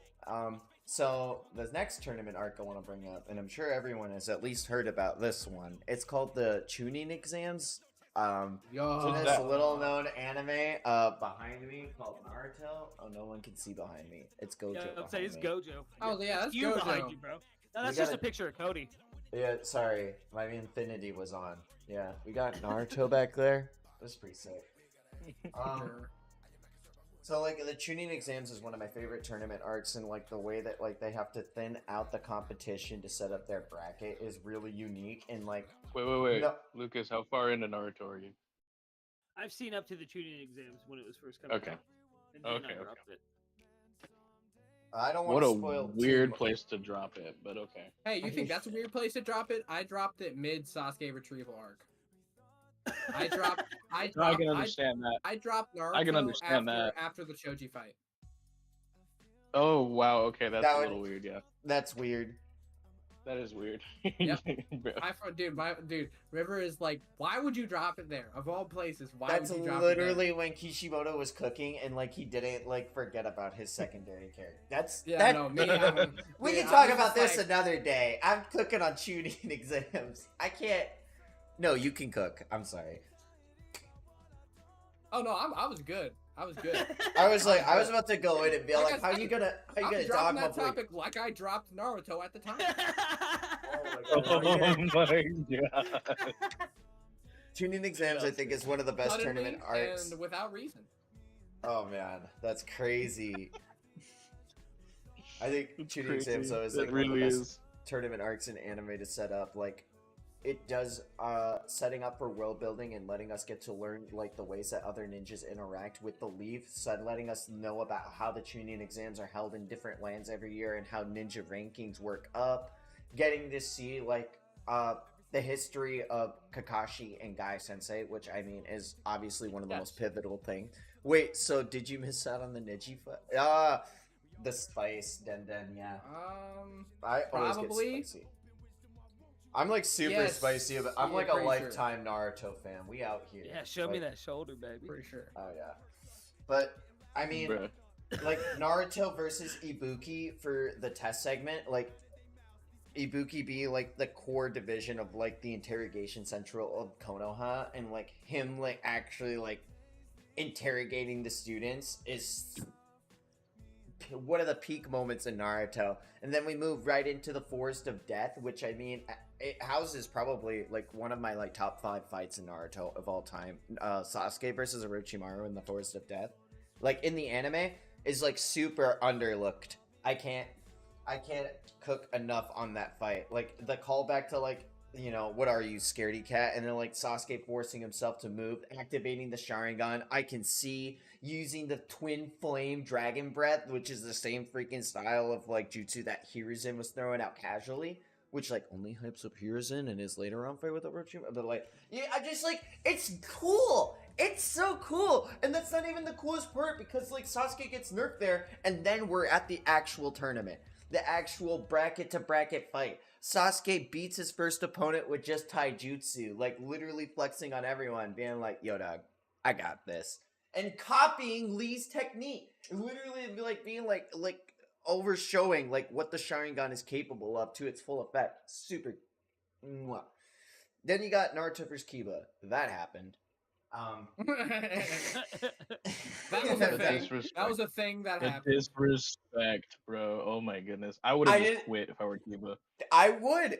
He should have. But Kiba has like the real Naruto mindset of like getting to the end arc and looking at Naruto and Sasuke saying, "I'm gonna be Hokage." Like, yeah, you got something going on for you, bud. Not that, but that ain't his son. Neji versus Hinata, one of like the coolest like lore building and like backstories. Like it like just hyped up Naruto versus Neji for me so much, watching like how much the Hyuga clan is like face discrimination within their own village to build up the world of Naruto. Like, super cool. That was alright. Now everyone knows it. Rock Lee versus Gaara is like, that's what I was gonna say. That's the peak of the tuning exams. It literally Like, is. that is It's literally, peak of tuning exams. It's the second he drops those weights and the second they hit the ground. Peak of tuning exams. Yeah, absolutely. That's it. Everyone- That's hands down. Hands down. Yeah. I don't think there's a Rooftop way battle. you can make that. You said rooftop battle? Rooftop battle, which is technically, I guess, like the Konoha Crush arc, right? But it's still at the tuning exams. Are we talking about with the 3 resurrected or 3? Was it 3 or 4 resurrected Hokages? Is that what we're talking about? It was. That's further than what I 2. got. You said it was 2? It's like, bro. Yeah, he went to go resurrect 3, but like Hiruzen stopped the 3rd one from coming out, and then it's revealed later on that he actually left his soul in the Reaper's belly. So like, that shit was so peak. Dude, I can't. Oh man. Denden's Yo, mom is in the chat. Mom, yeah. What? I'm sorry, Denden's mom. Denden's mummy. Oi, are you my mummy? Oh, Sorry. you my I just mummy? watched that episode of Doctor Who. It's creepy. That's a good episode, bro. No, it's not. It's scary. Phenomenal. Phenomenal. But like, Phenomenal, man. who did Konkuro fight? I'm forgetting. These nuts. No, the puppet Shino? guy. He fought Shino Was it- in the was- forest, but he didn't have an actual fight. Who was Konkuro's first fight with? And like he hid his body away within the puppet, and like it was actually like him like, no, I'm actually the real body wrapped up, and you were fighting my puppet this whole time. That left my like 12-year-old jaw on the floor. I was like I was like, bruh, he's he's him. Like, I don't know. I loved Konkuro. I thought he was really cool. And then Tamari one-shotting 1010. Shout out to my girl 1010. um, that was pretty peak. Yeah, tuning exams is really good. If no one else has anything else to say, I'm gonna talk about my favorite. Probably my favorite. Yeah, it's so hard for me not to say it's my favorite when I start talking about it. But the 23rd World Martial Arts Tournament, the Budokai Tenkaichi of Dragon Ball. Goku versus Piccolo, Tien versus Tao Pai Pai, Krillin versus Piccolo, Master Shen versus Yamcha, and Yamcha actually like showing off that like he's a competent fighter and it actually like showcases his skills, and like even though it's a gag to make fun of him, he still like had like when Shen saw the spirit orb come out, he was like, if that hits me, that could really hurt. I've got to end this now, and he did. Like, it was so like if Yamcha had fought anyone else, he might have won, like no doubt. Like, just unfortunate matching. Goku versus Tien, the rematch that everyone had been waiting. Oh my god! Like, maybe I should go through it chronologically. There's so much about the 23rd World Martial Arts Tournament that I love. But like, before the tournament began, it's shown up that like Goku had defeated Demon King Piccolo, and Piccolo had its spawn, and Goku had went up to go train with Kami, and he says, "You're gonna have to remain up here for a bit to train with me, so that you're strong enough to take on Piccolo when he returns." And so like, the whole gang is training and waiting for Goku to re-arrive, and like on first reintroduction, we see that everyone's gotten a bit older. Super duper cool. And then out comes this like man with a wrapped turban, like, "Hey Krillin, hey Tien," and they're all like, "Who's this guy? Who's this guy talking to us?" And he takes off the wrapping, and you see that iconic hairstyle. Like, that's the iconic Goku from like Z we know, like Teen Goku. What a reveal to like, instead of like having childlike Goku to like that Goku in that like older state of mind. It was like, what a reveal. Like, reading that in the manga and seeing all of the reactions of the Z fighters, like after not seeing him for several years, like how much taller he had gotten, him immediately being like, "And Krillin, you didn't grow at all." That made me giggle and laugh so hard. And so they get to immediately signing up for the fights and getting their matches shown up. And it turns out that Goku's actually fighting a mysterious woman. And this woman says, "Goku, do you not remember this promise you made to me?" And I think everyone else in the audience put it together. But Goku was clueless. And Goku was like, "I don't know who you are. I've never talked to you before in my life." And this lady gets mad and storms off. We see Tien meeting up with Tao Pai Pai, and Tao Pai Pai trying to get in his head, saying that he should turn his back on Master Roshi's ways and come back to learning from the Crane School. And Tien's like, "I don't want to kill people. I'm not about that life no more." And like setting up that fight with like Tien's past and like coming to terms with like wanting to be a real martial artist. Oh, the tourney with PyCon was also kind of fire. Otherworld Tournament is also super good. But like, so like getting into the matches, like Goku versus the mysterious woman, and like having her tell Goku about all of his escapades with Chi-Chi, and like when he puts it together, he's like, "What do you mean? I thought marriage was food." And then like you get that like, I don't like Super's portrayal of Goku. Like, "Oh, I don't understand emotion or anything." Because Goku's line right there was like, "I wish I knew what my head was saying. Good thing my heart does. I want you to marry me." After understanding what marriage is, down. he literally was like, "I want you." Like, and like, also it like builds up to like Saiyan's like strong women, and like he like respected Chi-Chi enough to like, "Yeah, I still want to marry you." Like, that's so, it's cute. Dude, you saying the strong woman thing, that's one of my favorite lines in Super. Where like the dude is like, "Saiyan men love powerful women," and then they're like, "Oh my god, it makes so much sense." Like they think about Bulma and Chi-Chi, like it's amazing. Yeah, but dude, It's that also what martial builds arts into like my number one Dragon Ball theory of all time. And Videl, come on, like, sorry. Mid-Dell. Whoa, don't ever. Dude, she did not get done by Spopovich like that for you to call her Mid-Dell. I'm sorry. I did not watch 2 minutes of her screaming for her life. Oh, That's true. not Mid-Dell. true. Like Mid-Dell and Long Super, enough. yeah, but whoa. Brother. Jesus. I just had to toss that in there. I haven't seen this anime yet. I know, You haven't- obviously. I know of Dragon Ball and such, but I haven't watched it. Oh my god, dude. Wow. Whoa. The rest of this, I play Dragon Ball episode- Legends on my phone, if that counts.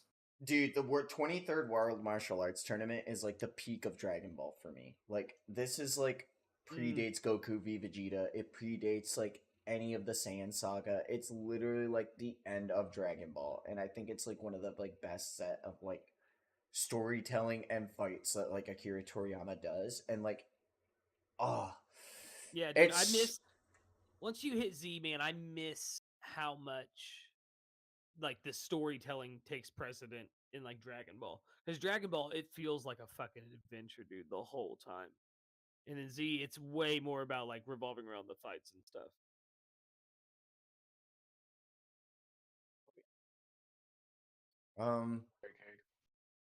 what was that? Oh yeah, All this Tien mentioning versus of Kakarot. oh my goodness, Kaka Carrot Cake. Tien versus Tao Pai Pai was like amazing. Watching Tien like refuse to take his life, and Tao Pai Pai at every turn like trying to kill Tien, and Tien matching it with his own martial arts prowess and like power that he's built up by himself, and finally rejecting the Crane School and saying, I'm gonna be my own person. I don't need to be held back by you anymore." And beating Tao Pai Pai, I love that. And like, shout out to the first cyborg of Dragon Ball, Tao Pai Pai. I'm pretty sure he'd be our Yeah. first android. No, Ader is our first android. Yeah, the best character in Dragon The Ball. best. The best, dude. Let's see. After that one, it's Shen versus Yamcha. Yamcha does the Spirit Orb. I already spat about that. Piccolo versus Krillin. That's a fight I think everyone hears and they're like, whoa, like Dragon Ball Krillin versus Piccolo. Even regular Krillin versus Piccolo is like, come on, Piccolo, stop. But like, it was so much fun to go back rereading Dragon Ball and seeing like Piccolo like having like, it was almost like watching Luffy stand up to like these bigger opponents, and Krillin like, don't underestimate me. Like, I'm gonna give it my all. And seeing Krillin like fight with every ounce of power within his body, surprising not only Master Roshi, surprising not only Goku, but he actually surprised Piccolo and made Piccolo like sweat a bit for a minute. And after conceding the match for a bit, Piccolo had this moment where he's like, this planet might be more trouble than it's worth to conquer. Like, that's insane to think about, that like Krillin, like, who started out like at the same level as Goku, just a regular earthling boy, just like was able to like have no expectations of anything, made Piccolo rethink his entire plan of like conquering the earth. Super dope fight, and like super slept on. Goku Dude, versus, you know me, I love Krillin. Love Krillin. oh yeah, he's like one of like the, I think he's like top strongest earthling. Sadly. Yeah, he is. He's the strongest human. Big sad. My boy Tien. Well, he's a three-eyed. Three-eyed human. Oh yeah, yeah, fair. No, but Spit out my human drink. is Oh my- not human is not the distinction they make in Dragon Ball. They literally say Earthling. They don't say human. Well, dang, is Tien up? We don't need to get into this. Tien's cool.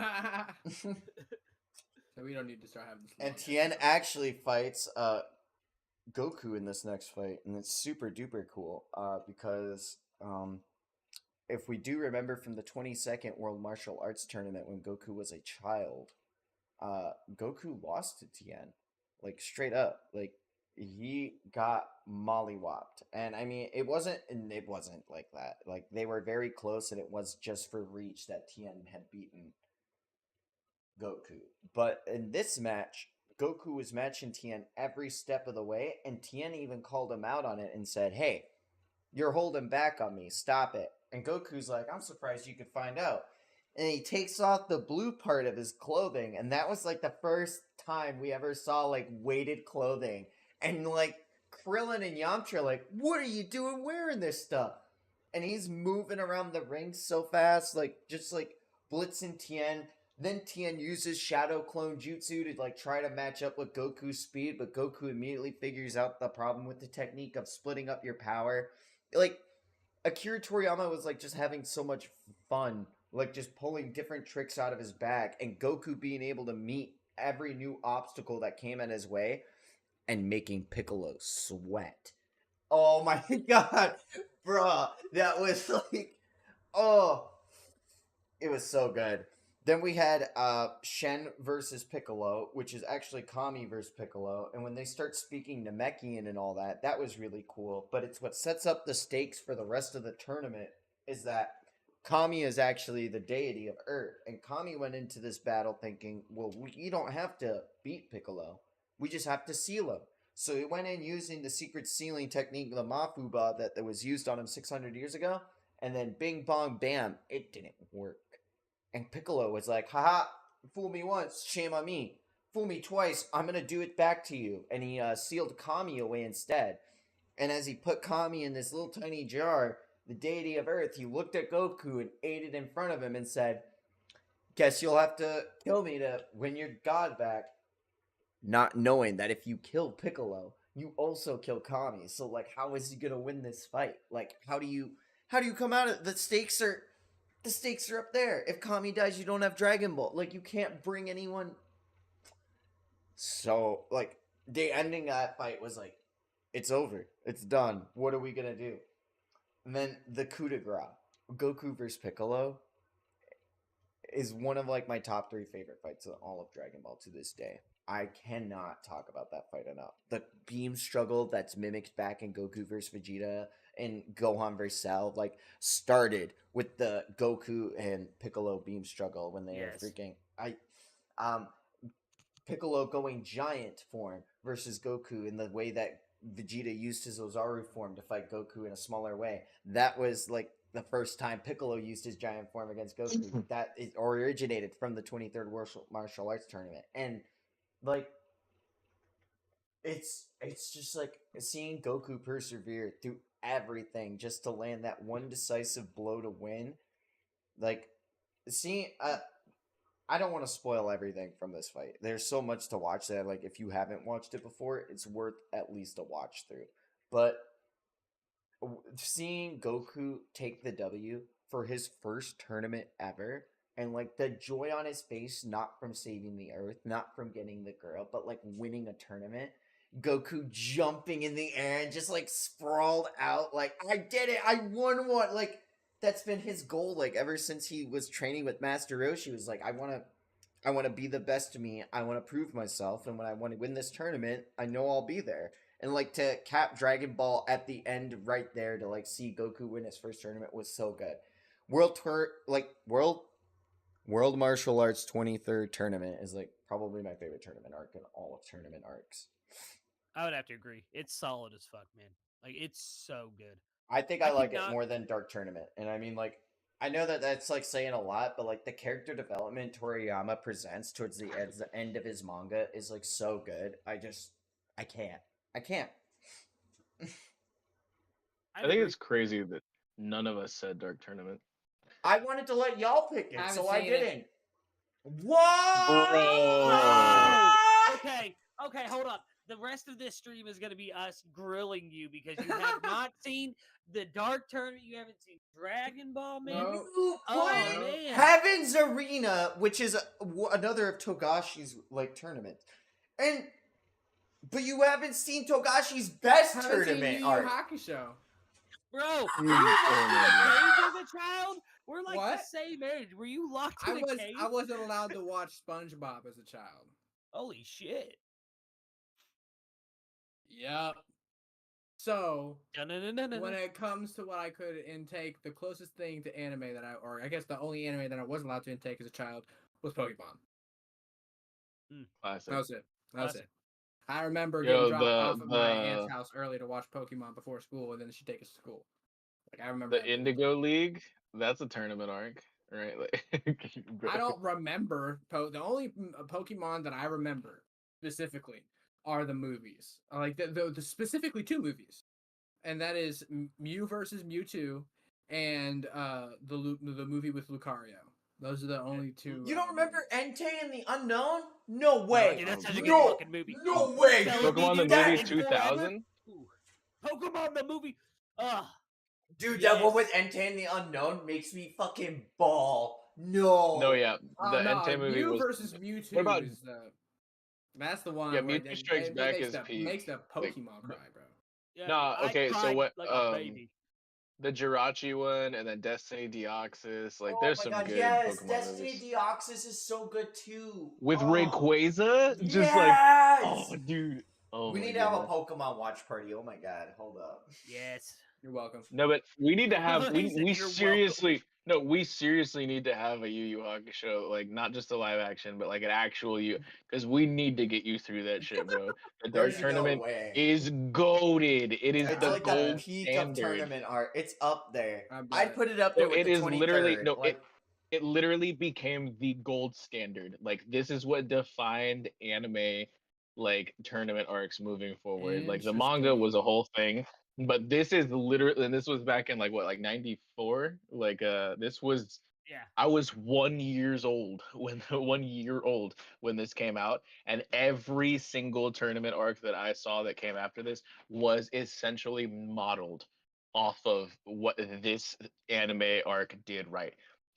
Separate from the manga, which did its whole thing, and mad respect to the source material, but this is like the fights in the anime were ridiculous, bro. Like it was so good. Molly, if you believe in me, I can. I can't, Willie G. How Have do y'all you? seen how strong Ash is? Yeah, he Yeah. lit that lava toss or whatever like it was nothing. Like, Nah, he held Cosmium in his hand, bro. Yeah. And Cosby I don't. weighs like 2 tons. No, More no, than 2 we're tons, I'm not. pretty We're sure. not. Or, yeah. He Ash wears is like one of- he's like a pocket sun. He's literally like a star, right? Ash is dude, literally, bro. Ash is strong as fuck, bro. Yeah, he's planetary level He's easily. hold Based right off of there. that. Right there. Based off of that feat, it's not the fact that like specifically that Pokemon writers don't give a damn about like actual like strength feats for a 10-year-old boy. Yeah, that's true. It's not that. It's not Yeah. that at all. It's that Ash could shatter the whole entire One Piece Dude, verse with a all he single has to do is punch. That's what all it he is, has to right? do is flick the ground over with. Ash got that. Ash got that dog in him. Not gonna lie, He's like All Might times a million. dude. Like yeah, we get it. Just in secret, dude. One Punch Man doesn't hold a No. candle to Ash how Ketchum. does Bleach not have a Oh, tournament my. arc? What the fuck? Yeah. I'm losing my mind. Oh my god, Bleach doesn't have a tournament arc. Oh my god. mean, Because Tai I don't think Kubo it- was like, I want to be different. I'm a different. This man said person." tight. Yeah, it's Name. Tight Kubo. That's his Oh name. man, Tight Kubo. I thought it was like Taite or Tite. No, it's Is tight. it actually tight? It's tight. Tight Kubo. Tight. That's tight. But no, It's tight, yeah. no. I mean, so like Tight Kubo. specifically, like, can we speak on Battle freaking City as a tournament arc? Oh my god, are you gonna talk about Yu-Gi-Oh? For real? Bro, You talk that about was card games the on most. motorcycles. Okay, I'm not. I'm not anything like after GX, and even some of GX I wasn't there for. But Battle City was goaded, bro. You're telling me like a 17-year-old dude bought out an entire city? Bro, Sorry. stop. Pot of greed. That's what it do. That's what it do, Yugs. I summon. That's what it do. Stop, bro. Oh my I told goodness. you I added sounds to the server. Pot of greed! But specifically, Battle City was way over Duelist Kingdom in my opinion as far as the tournament where it goes. But I'm not a huge Yu-Gi-Oh fan, but Battle City was so ridiculously hype, bro. That's it. I absolutely love it. Dungeon I Dice do- Monsters is better than Yu-Gi-Oh. I do Bro, want to say yeah. real quick. I think I might have to take off because I did not know the stream was gonna be this long. So if that messes anything up, my bad. No, you're good. No, homies. you're Tell good, the bro. people where to find you. Yeah. Like, shout Well, yourself like out. I said, don't forget you can find me over at the Flow. I don't have anything individually. Not yet. At least that's longer down the road once I got time or some shit like that. But you can find me over at the Flow Podcast on YouTube. We also got TikTok, Instagram, all them socials and stuff like that. But yeah, check us out. We be doing anime shit like that. And yeah, thanks for having me on, dude. This shit was fun. It's been a while. It's been a while since I've been on the pod, so this shit No was problem, fun, man. dude. This shit was fun. No You're welcome sweat, back. Yeah, like Dude, whenever gonna- y'all want me, hit me up. Bet I I'm gonna will. put a link to Bet. the Flow server right now in the chat. Everybody, make sure you go check them out. Some goated shit code from them soon. I can't wait. Appreciate y'all. Appreciate y'all. All right, you guys have a good one. All right. Yep. Yeah, Good it night, you too, brother. easy. man. All right. Peace out. Yo, Record of Ragnarok, Grappler, Baki, and Kengan Ashra are goated picks. I'm halfway through Record of Ragnarok right now, and Baki, I am waiting. I'm waiting to finish it. I don't know if I'm strong enough. Like, Baki's one of those shows I get really zooted to, and I just like, oh yeah, he's gonna do it, and then like, it's just like a really good game of tennis, like back and forth power scale. I like it. Then he was able to clench his back muscles so hard that they could bend steel. And with that bending of steel, he toppled the building. But what he could not anticipate was his opponent was ready. With a flurry of punches, this man had punched so many times. And it's just like, it's a back and forth of like, who's got the bigger, like, D measuring contest. I love Baki so much. It gets so out of pocket. It's so good.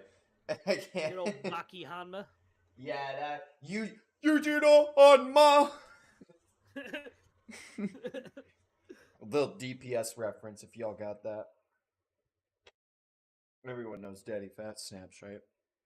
No. What other tournament arcs have we not talked about? Is there anything else, or should we start wrapping it up, boys? The entirety of Zatch Bell. No. I was Right. literally, I Oh made my that God. joke the other night, and it's I know, that's- absolutely yeah. goated. It's, yeah, you had a great point. Like that's why I brought it up. Like, Literally know, the entire show from before the anime even starts is absolutely it's a 1,000-year tournament arc, basically. Like, I love it. It's so good.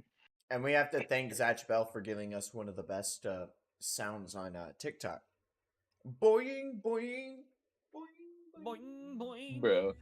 I mean, we wouldn't be the last arc if we didn't talk about One Piece for at least a little bit. The Karaito Coliseum is so freaking goated, bro. I love Rosa I think this with is the all of first my heart. Chadmirals we didn't talk about the newest chapter, if y'all want to talk about that.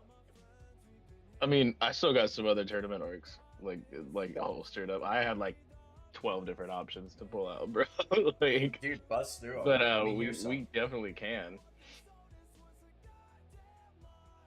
But I mean, Karaito Coliseum is so ridiculously goated.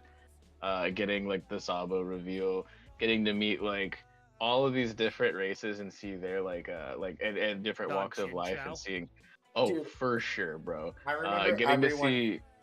freaking Go ahead. out on the YouTube sphere, being like, One Piece is getting a tournament arc. One Piece is getting a tournament arc. Like, every YouTuber had that thumbnail, and like just seeing that and being like, oh my gosh, One Piece is getting a tournament arc. We're finally an anime. We're a real anime, guys.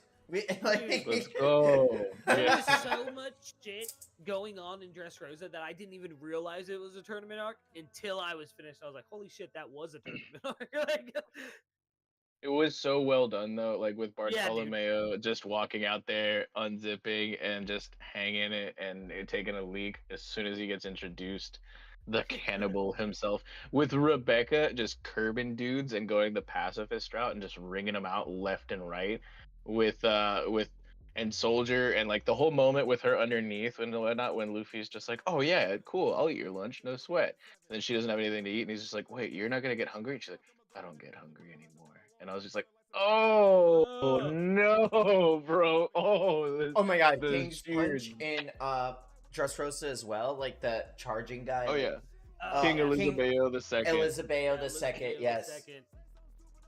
Goated. Ideo and I think his name is Gilly. I don't know. I'm right, the blue Gilly, Yeah, and then Blue Gilly. Haryudan, Lucy, bro, so many Loud G. No, I'm kidding. But there were so many fantastic moments in Dressrosa, inside and outside of the Coliseum, but specifically like the whole Rebecca and Soldier thing was so ridiculously peak, and that was like what really sold it for me up until we get the Sabo moment, which crumpled me as a human being. I was, oh man, that was so freaking great. And then just getting to hear the oh wee, like, bro, like Jesus Burgess just like sumo slamming mofos. Like there's so much greatness in that. I love that arc so much. Dude, All of Luffy, the stuff. Luffy telling Saba like down in his arms and stuff. Like, oh my god, wrecked me. So good. Wrecked So me. good. So good, dude. So good. There's so many goated moments in Dressrosa. But I got like 15 minutes left, Bubs. So, you guys want to talk about the chapter a bit? The only other tournament arc that I feel like should definitely be mentioned if we're talking about tournament arcs and stuff like that is obviously the Tournament of Power. But not one of my favorites, but it is absolutely one of the most well known, especially today, today's day and age. I just can't. It's so disingenuous what Toriyama does. Like, Tien fanboy. I really liked the Universe 6 tournament a lot as well. That was really well done. And I like the preliminary one where Majin Buu actually got to show up. That was really neat. Yeah, that was sick. Where they fought the Trio to Danger. But I just thought it would be a crime for us to not mention the Tournament of Power. Tournament of Power had a lot of good moments, a lot of awful moments for side characters like Krillin and Tien and Android 18. Sorry, Android 18 actually had a goated moment. But yeah, but I was so happy when 17 won the whole thing. I'm not gonna lie. That was, bro, I loved it. I love 17, so like, he was one of my favorite villains in Z. Oh man, I get so angry thinking about the Tournament of Power, thinking about how much they fucking sucked off Goku, Vegeta, and Frieza. Sorry, I'm not upset. It's not like Tien was on screen or anything. Like, I love Topo though. That was Topo was sick. Topo got a destruction Topo, but like, are you guys not upset a little when like freaking like Vegeta uses his self-sacrifice thing again, and it's like just for that callback? Like, yeah, it doesn't, like, it just feels disingenuous to me. Like, Vegeta should have activated. I didn't say shit about Vegeta. I just said I love Topo. But yes, I know what you mean. I love Vegeta too, but that was not his like finest moment. It was great, but it wasn't his finest moment for me. Yeah. I don't know. Anytime I think about the Tournament of Power, it just makes me upset that we didn't get more after that. Man, it's super upsetting that like Goku and Vegeta even talk about like Jiren and stuff and during the Broly movie, and you see them reference all of the strong fighters, which Brienne is up there. Quit talking smack on my girl. Brienne. Gohan Mystic came back. Let's talk about Chad Han in the fucking manga and Toyotaro doing our boy justice. Chad Han came back and took out Kefla. In the anime, it took UI Goku to do that stuff. Chad Han said, "Dad, you got a bigger fight ahead of you. Let me handle this riprap." And she's like, Wait, he wasn't UI. He was just blue and fused, right? Nope. No, Goku went UI against Kefla. Yeah. That was the first time he did it. And then No, it wasn't. Like, crazy. Wasn't it? No, the first time he went UI was against his first fight with Jiren. Then after his first fight with Jiren, Hit went to go try to solidify a blow after he had knocked Goku away. And then it was Hit versus Jiren. And then after Frieza gave Goku some energy. It's like, I got this all in memory. I hate this. Hit got done so ridiculously dirty. I am a Hit main in fighters. Moves faster than fucking time, dude. Yeah. Bro, shut up. Why even have time as like as a quantifiable like why? Like, why? Like that made me so mad. Dude, I feel it. I put over like thousands and thousands of hours on just Hit on fighters, just off aesthetic and like coolness alone. They did my boy fucking dirty, but like Hit is my second favorite character in the entire like extended Z-verse. The only one who I like more is Super Janemba. Dude, yeah, I said it. Pycon? Janemba's just like a diet Majin Buu. Get out of here. Come on. No, Super Janemba. Not Janemba. Super Janemba is like diet Super Buu. Bro, whatever. He's fucking great, dude. Like he's a tall Kid Buu. Oh. He's so much cooler than that, but you can be reductive. I just be reductive to like not not legitimize like your opinion. I still think like your opinion of liking Super Janemba is valid. I was just poking fun at you. I didn't mean to press you too hard. No, you didn't press me too hard, but like Super Janemba's fucking him, and he's way cooler than Boo ever was, in my opinion. Yeah, I don't know about that. Y'all tripping. Fusion Reborn was so goated, and the Boo saga was carried by maybe 3 amazing moments. Boo I Saga don't like the can Boo saga. Boo Saga can be carried by moments, but like Majin Buu is like infinitely more interesting and like has more depth as a character than Janemba. Like, it just is. Janemba is an embodiment of like negativity and hatred and like sins and things like that. He doesn't need depth as a character. He is literally the sins of countless, just like generations, like worth of like that's the thing is when you try to give it like quirky personality and stuff like that. That's when you get stuff like "Boo, make you chocolate" and shit like that. No, I'm sorry, I don't need any of that. Chocolate. I Yeah, don't need that. The demon From who a has all villain. the I sins do from a not- washing machine. Bro. No, but I do not need that from a villain.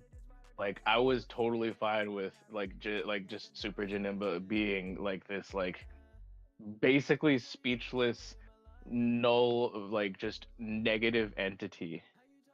But if you talk shit to it, he takes it personally. Like, no, but ridiculously powerful. And they needed to your boy, right? Aren't you like a huge like like Fusion fan? Like I'm just saying.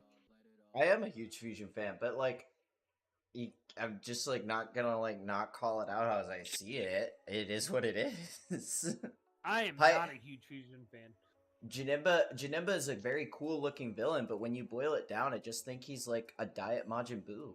At the end of the day, it literally was like Toriyama like pulling from like what was happening in the story at that point in time, and it's like a bigger archetype childlike villain who manifests into a more serious with edgier lines. And like the thing I love most about Janemba, I think, is like his like move set, I guess. Like how he uses like the teleportation blocks and the Interdimensional fucking beans. shit. Yeah. Yeah. It's really cool. And like Raging Blast 2, Budokai Tenkaichi 3 and 2, like I love playing as him. He has like a really cool moveset with Yeah, the sword he and is the everything, and coolest the boons, fucking- lightning shower rain. And Janemba is actually like one of my most used cards on Dokkan Battle because in Janemba and Strength Janemba are some of the best blockers like in the world. Like I just really think like as a character, I just don't see him as anything more than like almost like a Majin Buu archetype that's portrayed in a movie in a microcosm of Dragon Ball Z.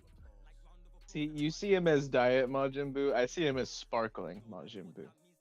Sparkling. Like can we are see not the that. same.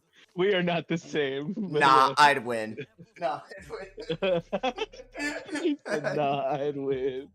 No, but I mean, yeah, we can spit about the chapter for a bit. I know Lucas spot have to go, but I mean, I can hang out. Like, it's up to y'all. Lucas, what was your favorite part about the chapter? The tears that he cried. Like, Yeah. The fucking emotions I went through. I was reading it at work in between customers coming in, right? And then there was like after like 5 or 6 pages, which took me like 15 minutes to get through. I was like, "Fuck, this sucks." And then customers stopped coming in, so I sat down on my little chair and read the chapter and had to like go to the bathroom to wipe my face because I was like fucking crying, dude. Like crying. Just the whole thing, dude. Kuma running and seeing his whole life, and Vegapunk seeing his whole life, and like, oh my god, Vegapunk throwing Bro. the switch. The paneling on The that paneling. page.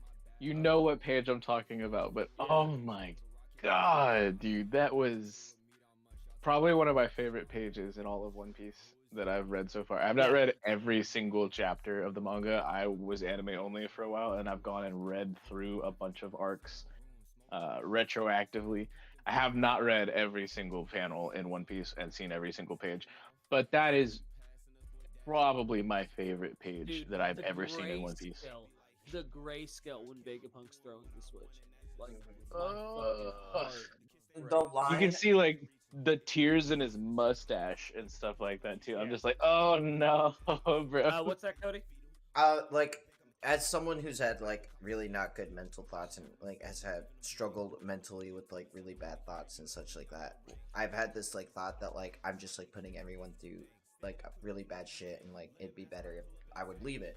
And like one of the things I would say was like, I hope I'm not burdening people or something. It was like something my therapist told me I had to work on. And seeing Vegapunk say the line, "Your life didn't cause anyone pain, but your death is only going to hurt the people that you care for.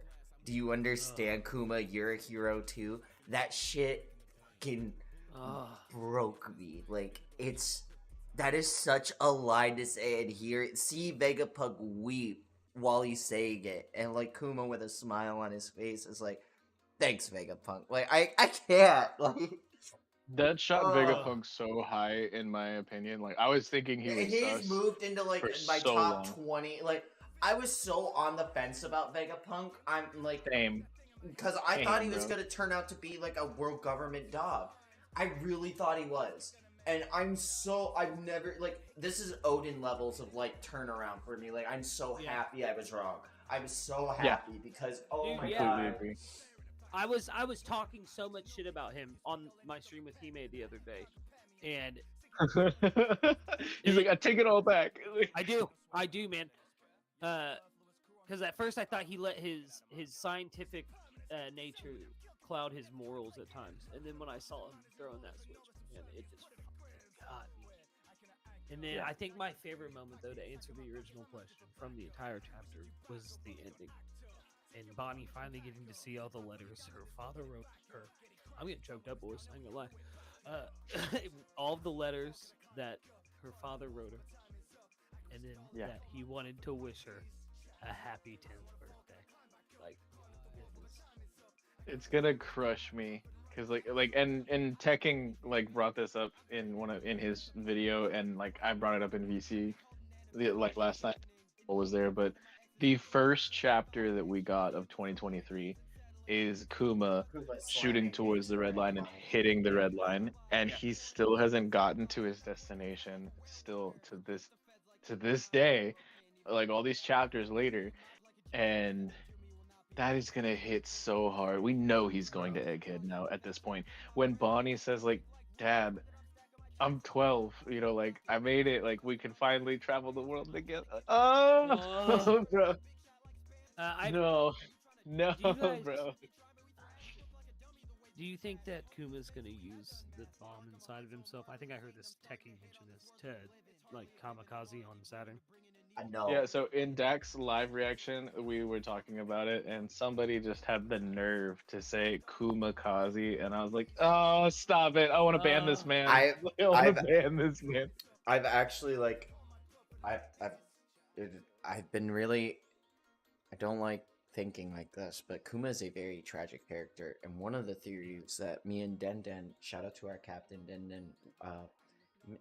and Cube were on VC with me while we were discussing it, and one of the things I had mentioned was I don't think Kuma is even going to make it to St. Jake Garcia Saturn to push all the pain out of his body to inflict it on him. I think what's going to happen is Kuma is going to end up pushing the fatigue out of Luffy for some way, shape, or form so that Luffy can get up, and then Kuma's going to launch himself at Saturn to, like, this is it, I can do it. And he's gonna blow up right before even reaching Saturn as like the last tragic thing that ever happens to Kuma. And or I like this, but what if he took the fatigue, man? What if he was the one this time to take the fatigue? He even mentioned it in this chapter. That's enough pain to bring me down. It might be, but It might be. My goodness. Yeah, I think it'd be crazy if he shows up and hauls away everybody except for him and Saturn, and he goes to like have his Majin Vegeta moment, but Saturn is unfazed. Like, oh, dude, that would kill me. That would kill me, bro. I just don't see Oda giving Kuma any sort of W as to like solidify that like he wants to make. I feel like Oda is like really gunning out here. They're like, nah, this is gonna be my most tragic character, and I feel like the cherry on top is yet to come. And I don't like saying that because it sounds sadistic, but it's like I feel like there's something more coming. And I don't. Well, we know there is, because you got to think about it. When an author frames a flashback like this, it's sending up so hundreds of death flags whenever an author does something like this, and we're out of the flashback now. The band-aid is about to come off. Like Yeah. he's been setting things up, but this is not. Yeah, like you said, like We're about the worst. to get The worst is yet to come. Yeah, the third act of Egghead. Like that's what Oh. we're going into now. Like completely. Oh my goodness. The second act was mostly flashbacks, but that's okay. I feel like Yeah, it's gonna be an Android 16 moment, but it's not gonna. Yeah, it's literally not gonna have any effect on Egghead's him. not that long though, isn't it? It's only like the length of Zoe. Like it's So like, far, it's we've been a had a whole bunch year. of chapters. It's been over a year so far. So We've it's had a bunch been- of breaks between chapters though, and with Oda's eyesight and everything, and going away for the Yeah. live action. I and the feel live like, action. The yeah. collection of chapters we've gotten is only around like 30 or 40. 50. It's a little. It's, yeah, 50? It's 50. That's not. Yeah. That's not too long. No. I mean, I think it's that- longer than Zoe, but yeah, it's like it's approaching longer than Thriller Bark, but it's not like an Alabasta, Dressrosa, like not Skypiea. It's definitely and not I like feel it like, winding down. Like that's what's got Yeah. me. Like it's near the end of the. Nah, arc, Like hear me out. I don't think it's winding down at all right now. Like we're just getting back there. There's still like a whole night where we have no idea what happened.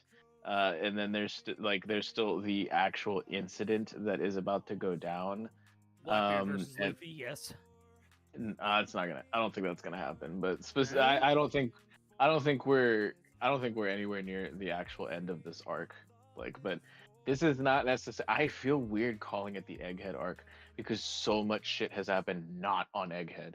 We got Hachinosu, we got Winter Island, we got Sphinx even. Like we got like flashback shit at God Valley and Sorbet. We got Elbath even. Like we got like bro, like so much has happened that I can't even count on one hand the amount of islands we've been to that aren't Egghead in the Egghead arc. This is true. That's crazy. That's So it feels crazy, yeah. weird calling it Egghead. You know what I, I know mean? it might but not. it is. It might I know. not. I didn't even Jaya mention. out. I didn't even mention the Reverie. I literally didn't even mention the Reverie, Yeah, which is crazy too. Boys, I sadly do have to go. You two, please feel free to keep cooking on chapter 1102 because it was amazing. It was peak.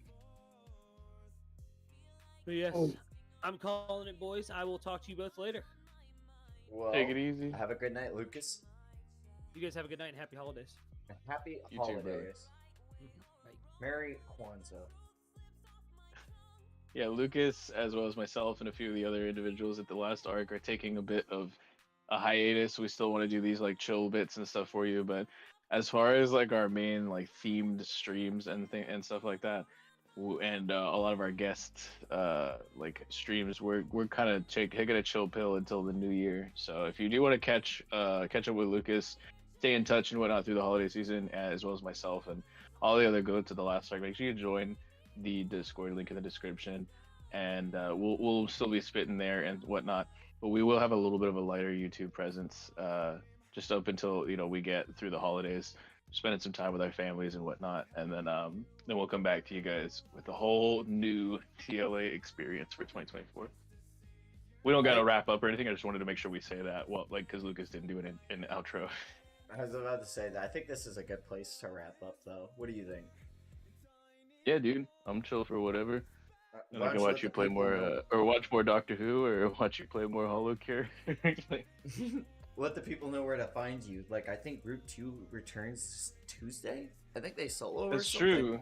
We actually are having a post-Christmas session where we will be immediately getting right into initiative and having some combat. I think that's going to be my favorite combat of the entire campaign so far. If you want to watch the Scarlet Pirates potentially get their teeth kicked in, hit up my channel, vexyz Lurking Legend. On YouTube, I do streams there.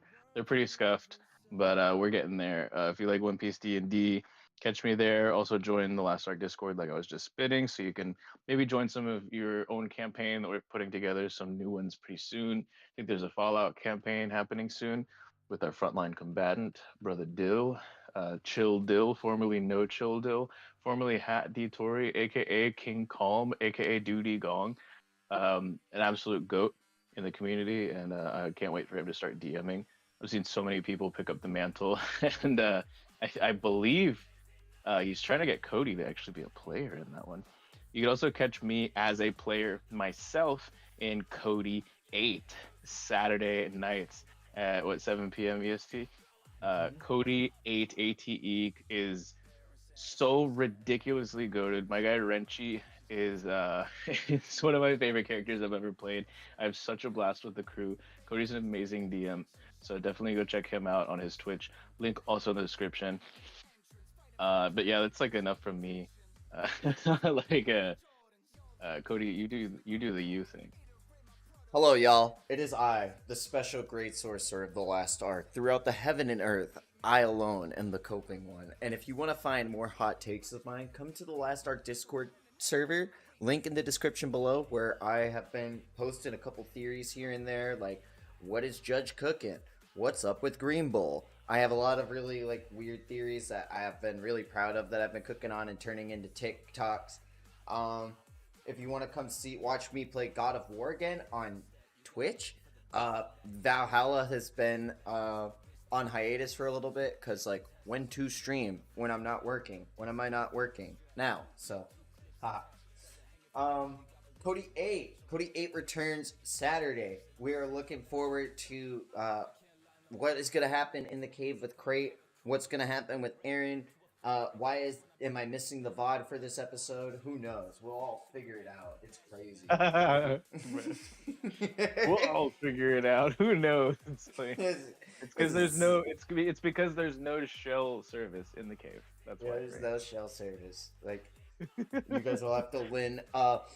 If you guys want to see Lynn's blogs posts, those are also in the Discord, like in Cody 8. I have like a thread made for them so that everything Lynn posts on her C blog, it gets posted to the Discord.